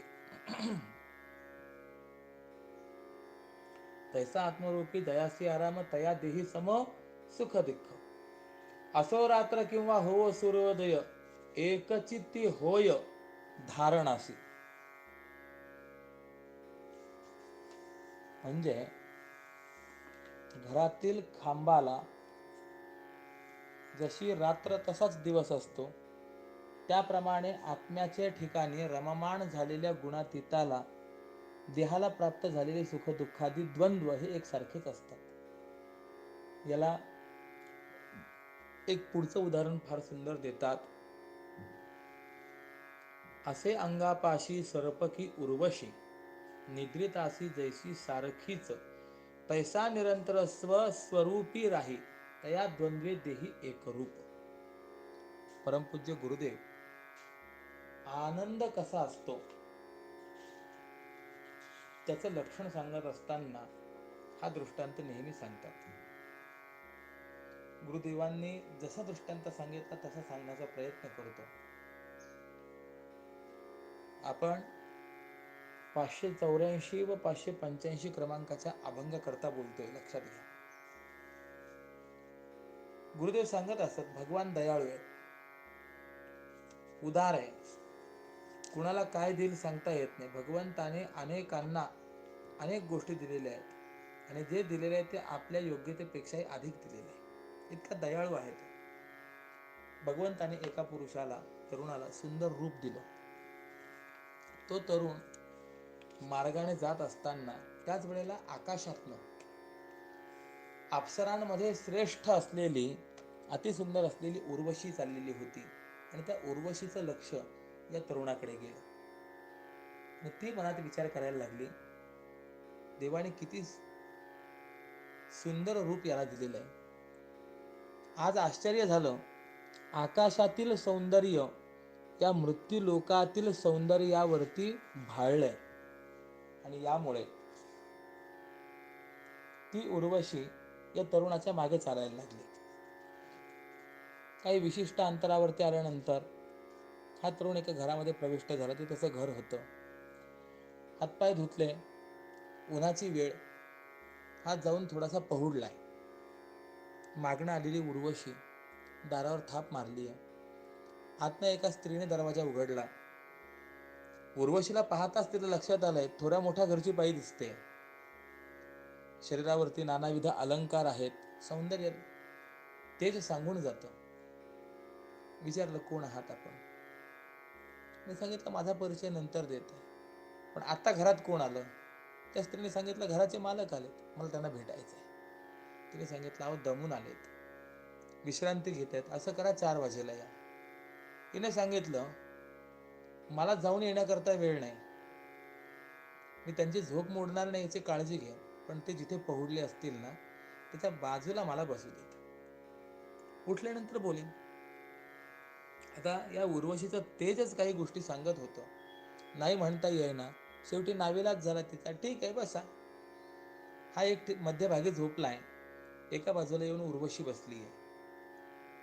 उन्हाळ्याचे दिवस, गरमी खूप असलेली, भिंतीला एक बीळ होतं, त्या बिळातनं एक साप बाहेर आलाय आणि आजूबाजूला फिरत असताना मऊ गादी लागली, त्याने वेटोळं मारलंय. आता मला प्रश्न विचारायचा आहे, एक बाजूला स्वर्गीय सौंदर्य आहे, याचा अर्थ सुखाची परमावधी आहे. दुसऱ्या बाजूला कृष्ण सर्प आहे, याचा अर्थ दुःखाची परमावधी आहे. कदाचित दंश झाला तर मृत्यूची गाठ येणार आहे. परंतु हा जो मध्ये झोपलेला आहे याला एका बाजूला साप आहे म्हणून दुःख आहे का, आणि दुसऱ्या बाजूला उर्वशी आहे म्हणून सुख आहे का? तर नाहीये. सुख दुःख निरपेक्ष अस्तित्वपूर्ण अभिनिवेश शून्य वृत्ती म्हणजे आनंदावस्था. हा जो विचार मांडलेला आहे हेच गुणातीताचं लक्षण आहे. झोपी गेलेल्या मनुष्याच्या शरीराला जसा सर्प तशीच उर्वशी असते. म्हणजे दोघांविषयी प्रतिकूल किंवा अनुकूल ज्ञान त्याला नसतं. त्याप्रमाणे ब्रह्मस्वरूपामध्ये जो स्थिर झालेला पुरुष आहे त्याला देहाच्या ठिकाणी सुखदुःखादी द्वंद्व ते समान असतात. म्हणून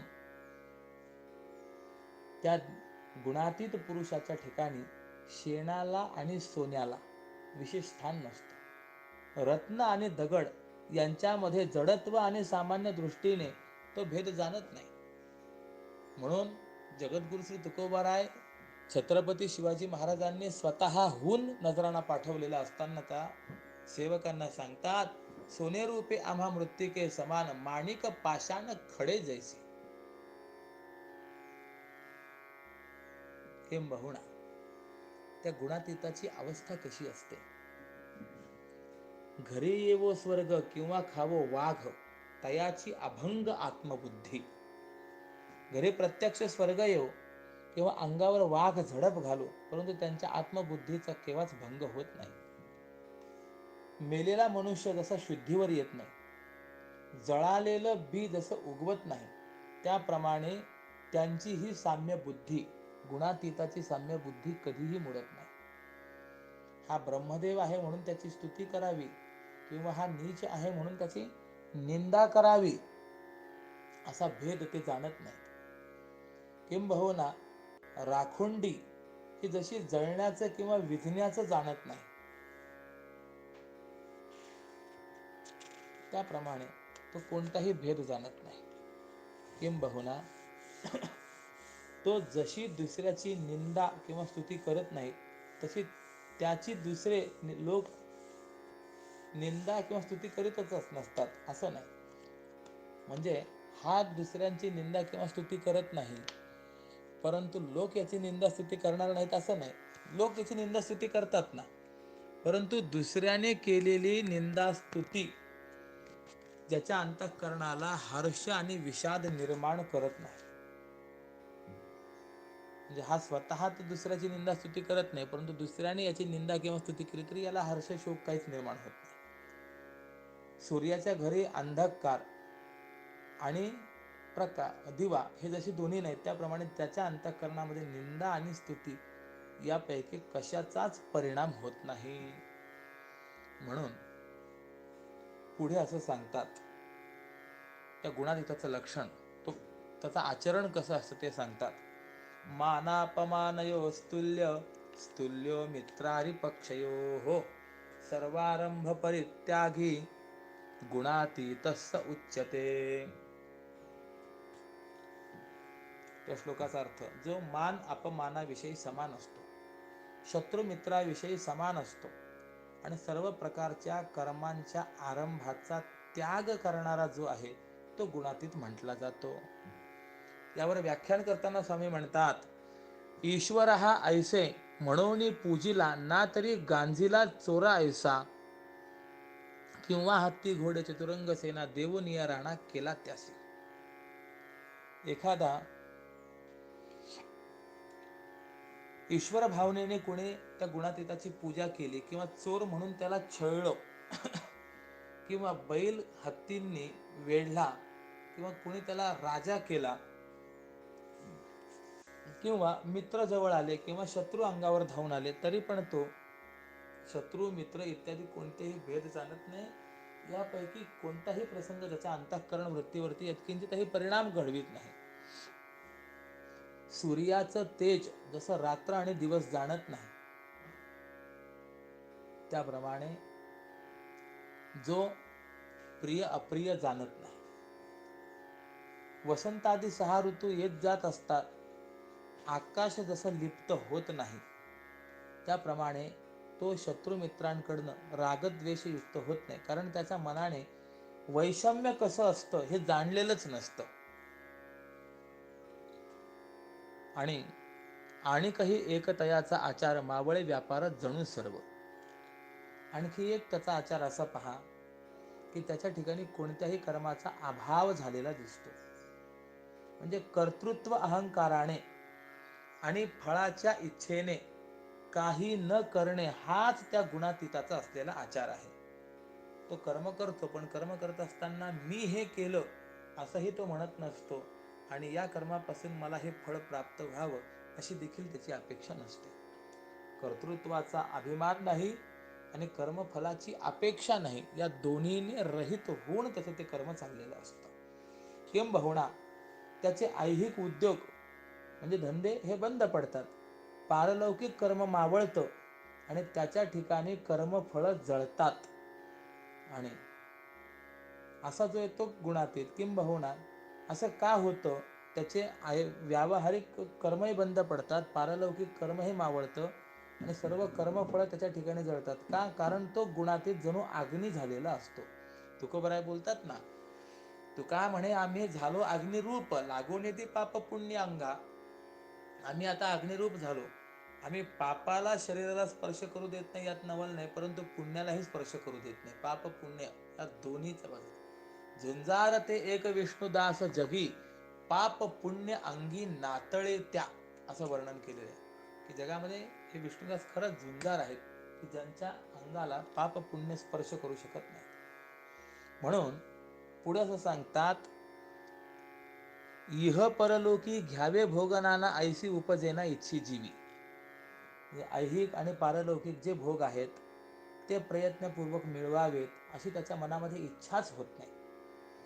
यदृच्छेने जे प्राप्त होतील त्याच भोगांचं तो सेवन करतो. यदृच्छा या शब्दाचा अर्थ परमात्म्याच्या इच्छेने किंवा प्रारब्धाने जे मिळेल त्याच्यातच तो सुखी असतो, समाधानी असतो. अमुक हे मला मिळालं पाहिजे अशी अपेक्षा त्याच्या ठिकाणी नसते. कोणतेही भोग मिळवण्याकरता तो प्रयत्नशील नसतो. उदाहरण देतात, ज्याप्रमाणे दगड हा कोणत्याही उपचाराने सुखी किंवा दुःखीही होत नाही, त्याप्रमाणे तो गुणातीत जो असतो तो प्रिय किंवा अप्रिय भोगाने, प्रिय भोगाने सुखी आणि अप्रिय भोगाने दुःखी होत नाही. आणि तसंच त्याच्या मनाने अनेक घडामोडींचा त्यागही केलेला असतो. म्हणून भगवान म्हणतात, आता किती म्हणून याच विषयाचा विस्तार करू. सारांश असा की अशा लक्षणांचा ज्याचा आचार असतो तोच खरा गुणातीत आहे असं जाण. 3 प्रश्न विचारले होते ना, त्यापैकी 2 प्रश्नांचं उत्तर आता झालं. आता 3ऱ्या प्रश्नाचं उत्तर देणार आहेत. आता गुणांचं अतिक्रमण ज्या उपायाने घडतं तो उपाय ऐक, म्हणजे 3ऱ्या प्रश्नाचं उत्तर. भगवान सांगतात, मामचयो व्यभिचारेण भक्ती योगेन सेवते सगुणान समतीत्यैतान ब्रह्मभूयाय कल्पते. या श्लोकाचा अर्थ असा की जो पुरुष ज्ञान रक्षण अभेद स्वरूप अव्यभिचारी भक्ती योगाने माझं सेवन करतो, तोच या त्रिगुणांचं चांगल्या प्रकाराने उल्लंघन करून ब्रह्मभावाला प्राप्त होतो.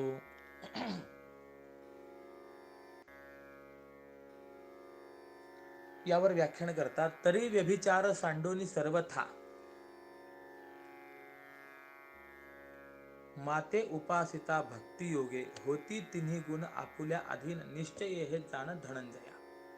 व्यभिचार शब्दाचा अर्थ चंचलपणा किंवा बदल असा होतो. एकावरच निष्ठा नसल्यामुळे येणारा जो चंचलपणा आहे त्याला व्यभिचार असं म्हटलेलं, चांचल्य. म्हणून या अभंगाचा अर्थ असा की जो चित्ताने व्यभिचार रहित म्हणजे परिवर्तनशील रहित भक्ती योगाच्या द्वारा म्हणजे अनन्य भक्तीच्या माध्यमाने, सरळ सरळ अर्थ, माझं सेवन करतो तो गुणांना स्वाधीन करू शकतो. म्हणजे अनन्य भक्ती जर असेल तर गुणातीत होता येतं, हा सरळ सरळ त्याचा भाव झाला, सारांश झाला. मग आता बघा, मी कोण, माझी भक्ती कशी, आणि या अव्यभिचाराचं म्हणजे अनन्यतेचं स्वरूप काय, या सर्वांचं निर्णायक विवेचन झालंच पाहिजे. कैसी माझी भक्ती कोण मी अर्जुना एकनिष्ठपणा काय कैसा सर्व हिते सांगू करुणे विषद होय तुझा बोध जेणे योगे. मी कोण म्हणजे भगवान कोण, भगवंताची भक्ती कशी आणि ती एकनिष्ठ भक्ती कशी, त्या भक्तीचा अनन्यपणा कसा, हे सगळं तुला सांगतो म्हणे. अर्जुना हे सर्व ऐक, मी तर या जगात असा आहे की जसा रत्नाचा प्रकाश तो रत्नच असतो, रत्नाचा प्रकाश हा रत्नच असतो, किंवा पातळपणा म्हणजेच पाणी, पाण्या व्यतिरिक्त असं काही पातळ म्हणून काही वेगळं आहे का, नाही. किंवा पोकळी म्हणजेच आकाश, पोकळी वगळली तर आकाश म्हणून वेगळं काही आहे का, नाही. किंवा गोडी म्हणजेच साखर, म्हणजे गोडी वाचून जसा साखर नावाचा वेगळा पदार्थ भिन्न नसतो.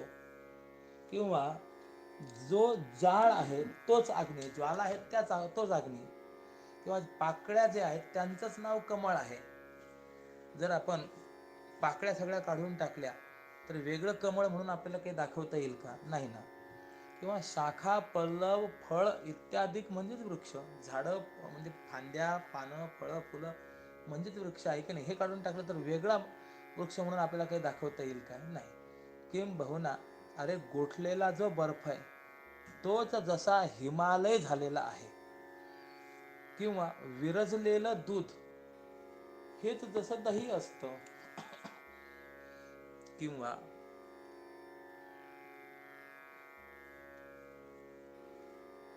म्हणजे हे सगळे दृष्टांत सांगितले. आता सिद्धांत सांगतात, तैसे धनंजया विश्व येणे नावे जाणपा आघावे मीच आहे.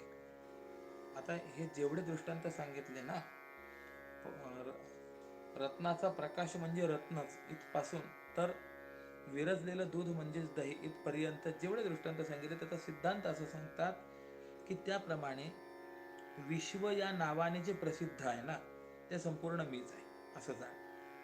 म्हणजे या अभंगामध्ये विश्वाचं परमात्म्याशी जे ऐक्य दाखवलेलं आहे त्यातला भाव असा की ऐक्य हे 4 प्रकारचं असतं.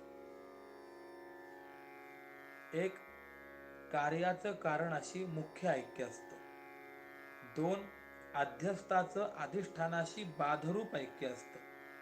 3, शरीराचं शरीरी असलेल्या आत्म्याशी तादात्म्य रूप ऐक्य असतं. आणि 4, स्वरूपाचं स्वरूपाशी पूर्ण ऐक्य असतं. जसं 4 प्रकारचं ऐक्य आहे ना, त्याप्रमाणे विश्व हे प्रकृती विशिष्ट असलेल्या माझं कार्य असल्यामुळे ते माझ्यापासून भिन्न नाही. नेहमीच असं आहे, कार्य हे कारणाहून भिन्न नसतं. आणि तसंच माझ्या निरुपाधिक स्वरूपाच्या ठिकाणी विश्व हे विवर्त असल्यामुळे ज्ञानाने त्याचा बाध झाल्यानंतर विश्व हे मीच आहे. म्हणजे कार्याचं कारणाशी मुख्य ऐक्य पण झालं आणि अध्यस्थाचं अधिष्ठानाशी बाधरूप ऐक्य पण झालं. बरं, तिसरा प्रकार सांगतात, जसं शरीराचं शरीराशी तादात्म्य रूप ऐक्य असतं ना, त्याकरता विश्व हे माझं शरीर आहे आणि मी शरीरी आहे, त्यामुळे विश्वाचं माझ्याशी तादात्म्य रूप ऐक्य आहे. किती झाले? 3. आणि आता चौथा ऐक्याचा प्रकार की स्वरूपाचं स्वरूपाशी पूर्ण ऐक्य असतं. तसंच मी एक अद्वितीय असल्यामुळे माझ्या स्वरूपाहून परमार्थतः भिन्न सत्तावान असं विश्व झालंच नाही, म्हणून मीच एक आहे, दुसरं काहीच नाही. ज्याप्रमाणे चंद्रबिंब सोलावं लागत नाही कारण बिंबासकटच चंद्र आहे, त्याप्रमाणे हे विश्व म्हणजेच मी आहे. विश्व या नावाने जे काही आहे ते सर्व मीच आहे.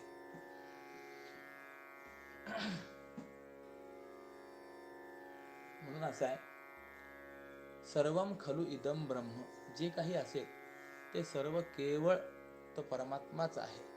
म्हणून विश्वाही सगट सर्व काही मीच, मजविण साचत दुजे नाही.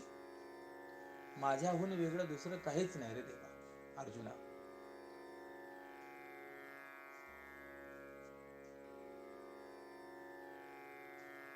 अजातवादाचा या ठिकाणी विचार आहे.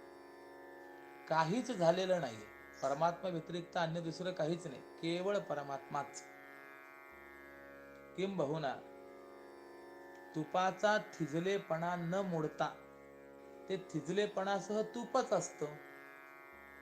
किंबहुना विघुरले ते तूप होय, थिजले त्या परीस गोड आहे असं म्हटलेलं आहे. जे पातळ आहे ते तूप आहे आणि जे घट्ट आहे ते देखील तूपच आहे, पण ते पातळापेक्षाही अधिक चांगलं आहे, कारण की त्याला काही आकार तरी देता येतो. असो, किंवा कंकण म्हणजे हातातील कंकण, बांगडी वगैरे न आटवताही ते जसं सोनच असतं. किंवा वस्त्राची घडी न उकलता तंतूच जसे स्पष्ट असतात, किंवा मातीची घागर पाण्यामध्ये न विरघळवताही ती जशी मातीच असते, त्याप्रमाणे विश्व हे माझं स्वरूप आहे. आणि म्हणून विश्वाचा विश्वपणा जावा, विश्वाची व्यावृत्ती करावी आणि नंतर मला घ्यावं, माझं ज्ञान प्राप्त करून घ्यावं, तसा प्रकार नाही. कारण व्यावृत्ती करण्याकरता विश्व हे माझ्या स्वरूपाहून भिन्न सत्तावन आहेच कुठं. म्हणून विश्वासगटच मी आहे. म्हणजे पहिले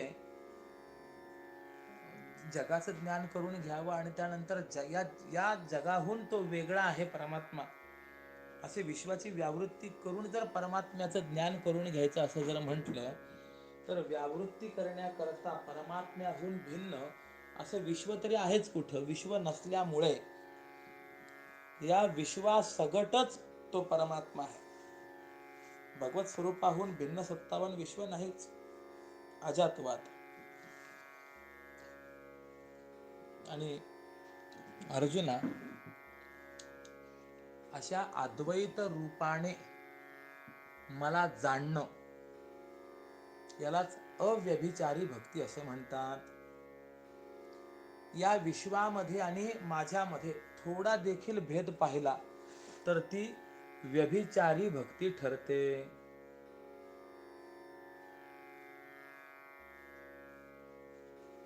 ह्याची लागे विश्वात माझ्यात दिसे भेद जरी तरी व्यभिचारी भक्ती तीच. ह्याची लागे सर्व सांडून या भेद जाणतो अभेद चित्ते मज. आता बघा 13व्या अध्यायामध्ये मयी चानन्य योगेन भक्तिरव व्यभिचारिणी या श्लोकाच्या व्याख्यानामध्ये माऊलींनी जे अव्यभिचारी भक्तीचं स्वरूप सांगितलं तेच अव्यभिचारी भक्तीचं स्वरूप या प्रस्तुत श्लोकाच्या व्याख्यानात सांगितलेल्या अव्यभिचारी भक्तीच्या स्वरूपापेक्षा वेगळं आहे.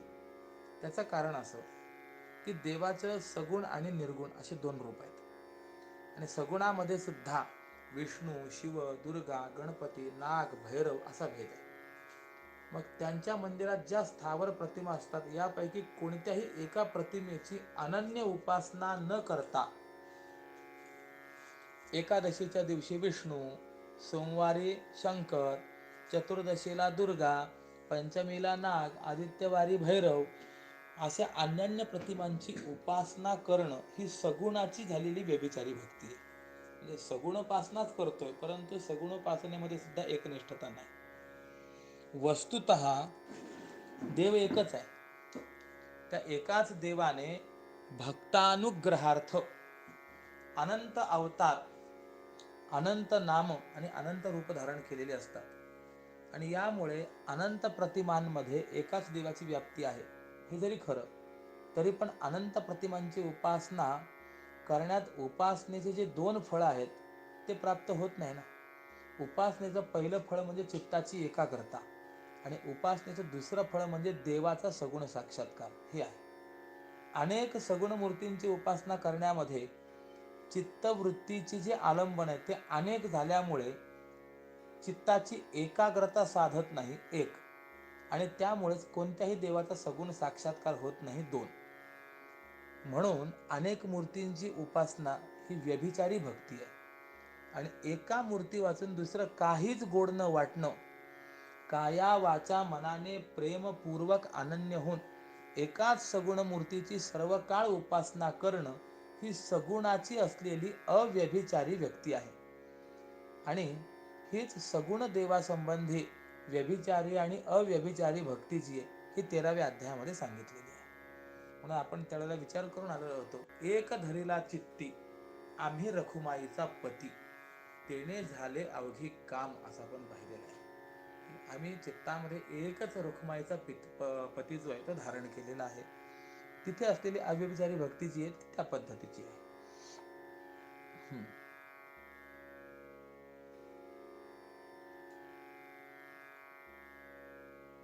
आणि मांचयो व्यभिचारेण भक्ती योगेन सेवते, म्हणजे आत्ताचा हा जो श्लोक आहे या श्लोकाच्या व्याख्यानामध्ये जी अव्यभिचारी भक्ती सांगितली आत्ता आपण पाहतोय ही अव्यभिचारी भक्ती सगुणा संबंधी नसून निर्गुणा संबंधी आहे. हा यातला अंतर आहे. विश्वासगट सर्व देवच आहे असं जाणणं म्हणजे अव्यभिचारी भक्ती आहे आणि विश्वात व देवात भेद पाहणं म्हणजे व्यभिचारी भक्ती आहे. म्हणून 13व्या अध्यायामध्ये सांगितलेली आणि 14व्या अध्यायामध्ये सांगितलेली जी काही ही अव्यभिचारी भक्ती आहे यामध्ये हा भेद आहे की 13व्या अध्यायातली अव्यभिचारी भक्ती सगुणा संबंधी आहे आणि आता या 14व्या अध्यायामध्ये या श्लोकात सांगितलेली अव्यभिचारी भक्ती ही निर्गुणा संबंधाची आहे. असो, आता पुढे सांगतात विश्वात माझ्यात नाही ऐक धनंजया आता मजहून नको मानू भिन्न आपणासी. जसा विश्वात आणि माझ्यात अभेद पाहावा ना त्याप्रमाणे जीव आणि मी यांच्यातील कल्पित औपाधिक भेदाला देखील विचाराने टाकून अभेदाकार वृत्तीने आपल्या आत्म्यासकट मला म्हणजे ब्रह्माला जाणावं. म्हणजे विश्व हे ब्रह्मरूपच आहे हे जसं म्हणायचंय तसं मी देखील वेगळा नसून अहम ब्रह्मास्मी असं जाणणं, असं मानणं, अशा पद्धतीने वर्तन असणं ही अव्यभिचारी भक्ती आहे. उदाहरणार्थ देतात, अर्जुना, सोन्याची टिकली सोन्यावरच जडवली तर तिथे जसा अभेद असतो त्याप्रमाणे जीवरूपी टिकली ही ब्रह्मावर एक रूपाने बसवावी आणि आपल्या जीवाला ब्रह्मापेक्षा वेगळं मानू नये. सुवर्णाची टीक लागली सोन्यासी आपणा देवासी तैसे ऐक्य किंबहुना. दुसरं उदाहरण की एकाच सूर्यापासून किरणाचा थोडा अंश बाजूला निघाला तरी पण तो सूर्याच्या ठिकाणीच एकरूपतेने संबद्ध असतो. त्या किरणाच्या सारखा चांगला अभेदबोध असावा. म्हणजे सारांश काय, तर ब्रह्मापासून जीव हा अंतःकरणाच्या किंवा अविद्येच्या उपाधीमुळे भिन्न जरी भासत असला तरी पण तो एकरूपतेने ब्रह्माशीच संबंध आहे आणि तो ब्रह्मच आहे असा अभेद निश्चय मात्र असला पाहिजे. उदाहरण देतात, जसा भूतलावर परमाणू, हिमालयावर हिमकण, त्याप्रमाणे त्या परमात्म्याच्या व्यापक अधिष्ठानावर अहम शब्द वाच्य जीव आहे. तरंग, लाट दिसण्याकरता लहान असे नका, परंतु ती लाट, तो बिंदू समुद्राहून भिन्न आहे काय, नाही ना.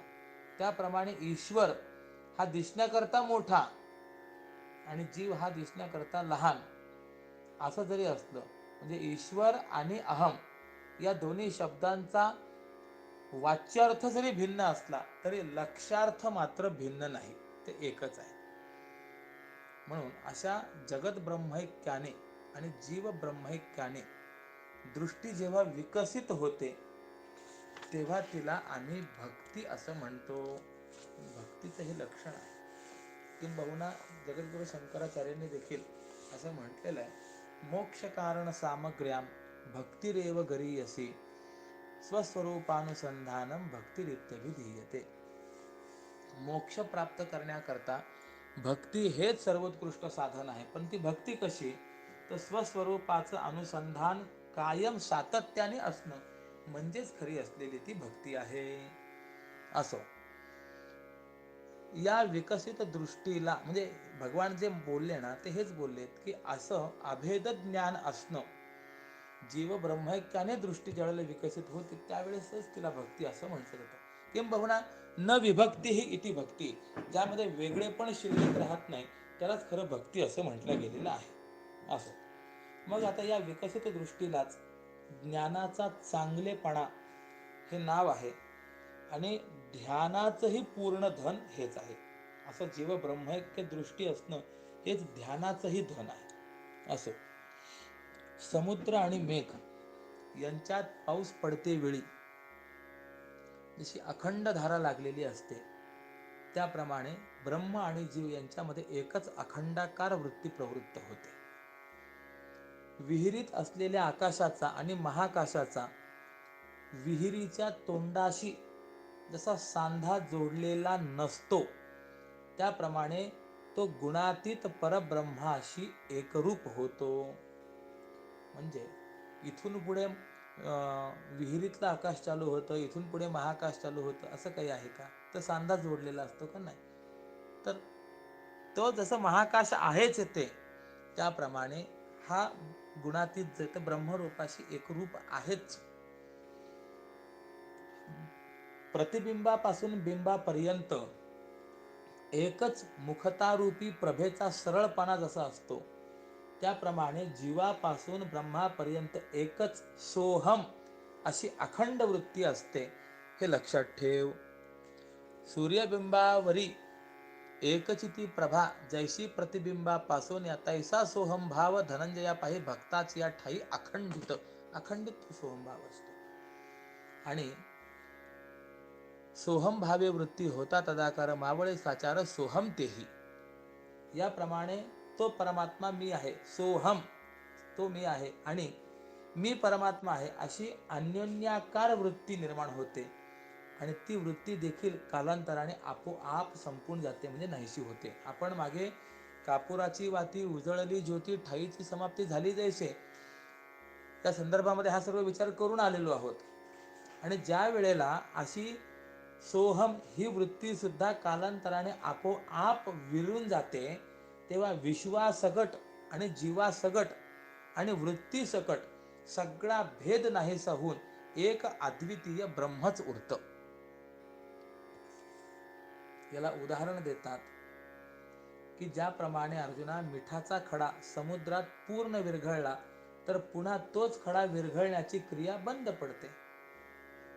ग्लासभर पाणी घेतलं, त्यामध्ये मीठ टाकलं तर ते मीठ पाण्यामध्ये विरघळतं. आता पाण्यामध्ये मीठ आहे, परंतु मीठ वेगळं करून दाखवा असं जर म्हटलं तर वेगळं करता येतं का? नाही. ते जसं एकरूप झालेलं आहे, तदाकाराकारित झालेलं आहे, तद्वत त्याप्रमाणे तो ब्रह्मज्ञानी या परब्रह्म स्वरूपाशी एकरूप झालेला असतो. किंवा आणि एकरूप होऊन त्या मिठाचा जसा मिठपणा त्या ठिकाणी समाप्त झालेला असतो, त्याप्रमाणे हा जो ज्ञानी पुरुष आहे तर याच्या ठिकाणचा सर्व भेद नष्ट झालेला असतो. म्हणजे तो पहिले तर अहम देहा वगैरे जे काही म्हणत असतो तो अहंकार काढून अहम ब्रह्मास्मी सोहम सोहम या वृत्तीला प्राप्त होतो. पण सरते शेवटी ती देखील वृत्ती बाजूला पडते आणि केवळ ब्रह्म, मग अहम ब्रह्मास्मी पण नाही, ब्रह्म अहम असा पण नाही, केवलता त्या ठिकाणी राहते. उदाहरण सांगतात, गवताला जाळून अग्नी देखील स्वतः जसा आपोआपच विझतो, त्याप्रमाणे विश्व आणि ब्रह्मातील किंवा जीव आणि ब्रह्मातील भेद नष्ट करून ते वृत्ती ज्ञानही त्या ठिकाणी उरत नाही. म्हणून माझ्या मायेच्या पलीकडचेपणा म्हणजे परोक्षत्व हा धर्म त्या ठिकाणी जातो आणि भक्ताच्या मायेचा अलीकडचेपणा म्हणजे सोपाधिकत्व हा धर्मही त्या ठिकाणी जातो आणि दोघांचं केवळ शुद्ध चैतन्य रूपाने अनादि जे ऐक्य आहे तेच शेवटी भेद निरासानंतर प्रकट होतं. अलीकडचं तीर आणि पलीकडचं तीर हे दोन वेगवेगळे न राहता ते एकच होऊन जातात. ठीक आहे. आणि मग अशा स्थितीमध्ये तो गुणातीत गुणांना जिंकतो, म्हणजे गुणांचं अतिक्रमण करतो, ही भाषा देखील शिल्लक राहत नाही. कारण त्या अवस्थेमध्ये द्वैताच्या सापेक्ष असलेल्या एकपणालाही आलिंगन देणं संपलेलं असतं. मग त्या अद्वैत स्थितीमध्ये त्रिगुण त्यांचं अतिक्रमण व गुणातीत असा भेद देखील शिल्लक राहत नाही. म्हणून हे मर्मज्ञ अर्जुना, अशा अद्वैत स्थितीलाच ब्रह्मभाव असं म्हणतात आणि जो अव्यभिचारी भावाने माझी भक्ती करतो तोच या ब्रह्मभावाला प्राप्त होतो. शिवाय या जगात या लक्षणाने युक्त असा जो माझा भक्त आहे त्याच्याकरता ही ब्रह्मता पतिव्रता होते, म्हणजे पत्नी होऊन त्याची सेवा करते. एकनिष्ठसाची ऐशी भक्ती ज्याची पतिव्रता त्याची ब्रह्मताही त्याची पत्नी होते. उदाहरण देतात, ज्याप्रमाणे गंगेचं पाणी उगमापासून प्रवाहाच्या रूपाने हळूहळू डळमळ डळमळ करीत जेव्हा निघतं तेव्हा त्याला विश्रांतीला योग्य असं समुद्राचं स्थान असतं, दुसरं नसतं. त्याप्रमाणे अर्जुना, जो अद्वैत ज्ञानाच्या दृष्टीने माझं भजन करतो तोच ब्रह्मतेच्या मुकुटावरील मुख्य रत्न होतो. आणि या ब्रह्मतेलाच सायुज्य या नावाची व्यवस्था आहे, म्हणजे या ब्रह्मतेला सायुज्य असं म्हणतात. आणि या सायुज्यालाच चौथा पुरुषार्थ म्हणजे मोक्ष असं नाव आहे.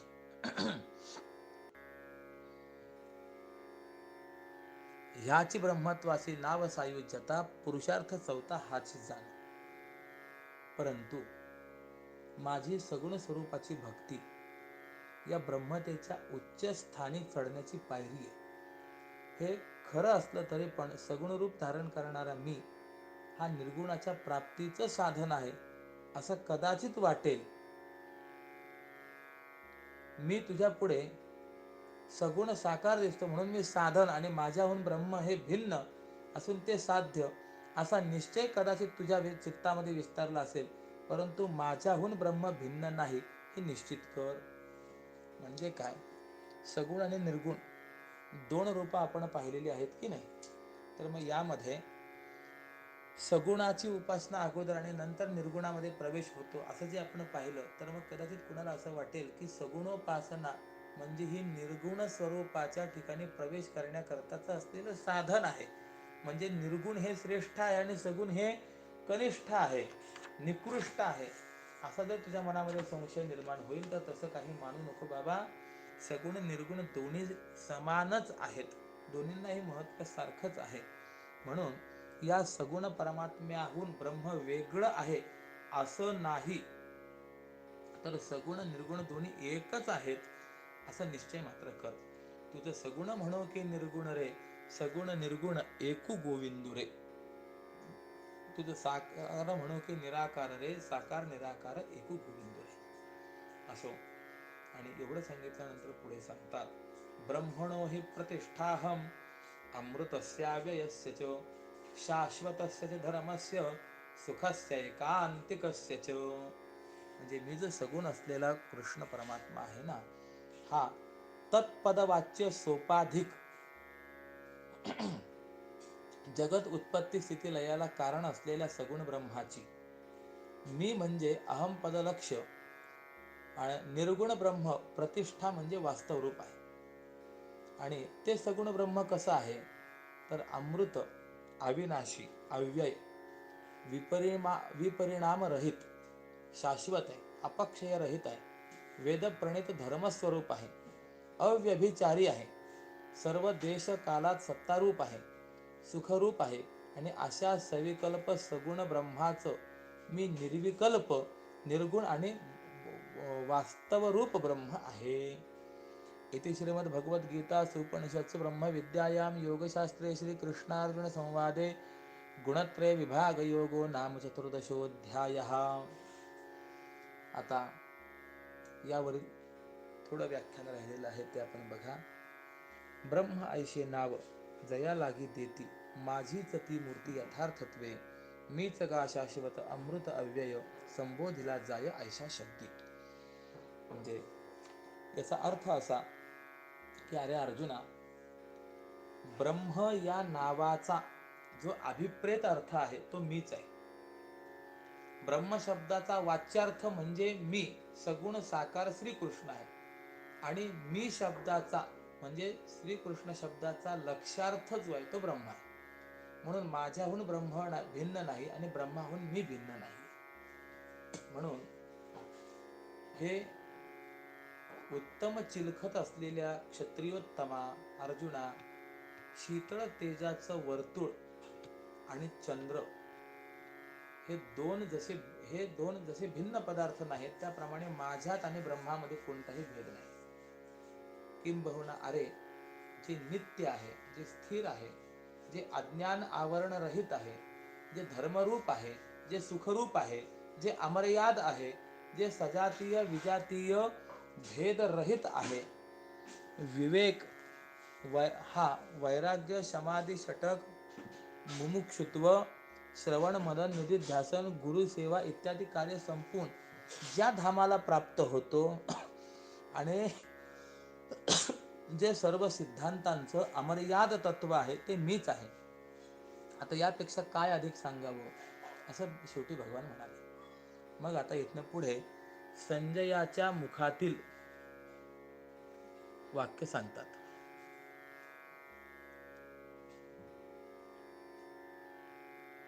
सर्व सिद्धांतांचा असे जो शेवट, तेची मी प्रगट परब्रह्म, अहो अवधारा भक्तांचा सोयरा, ऐसे धनुर्धरा सांगत असे. इथपर्यंत विचार आला. आता 670 प्रश्न पुढे.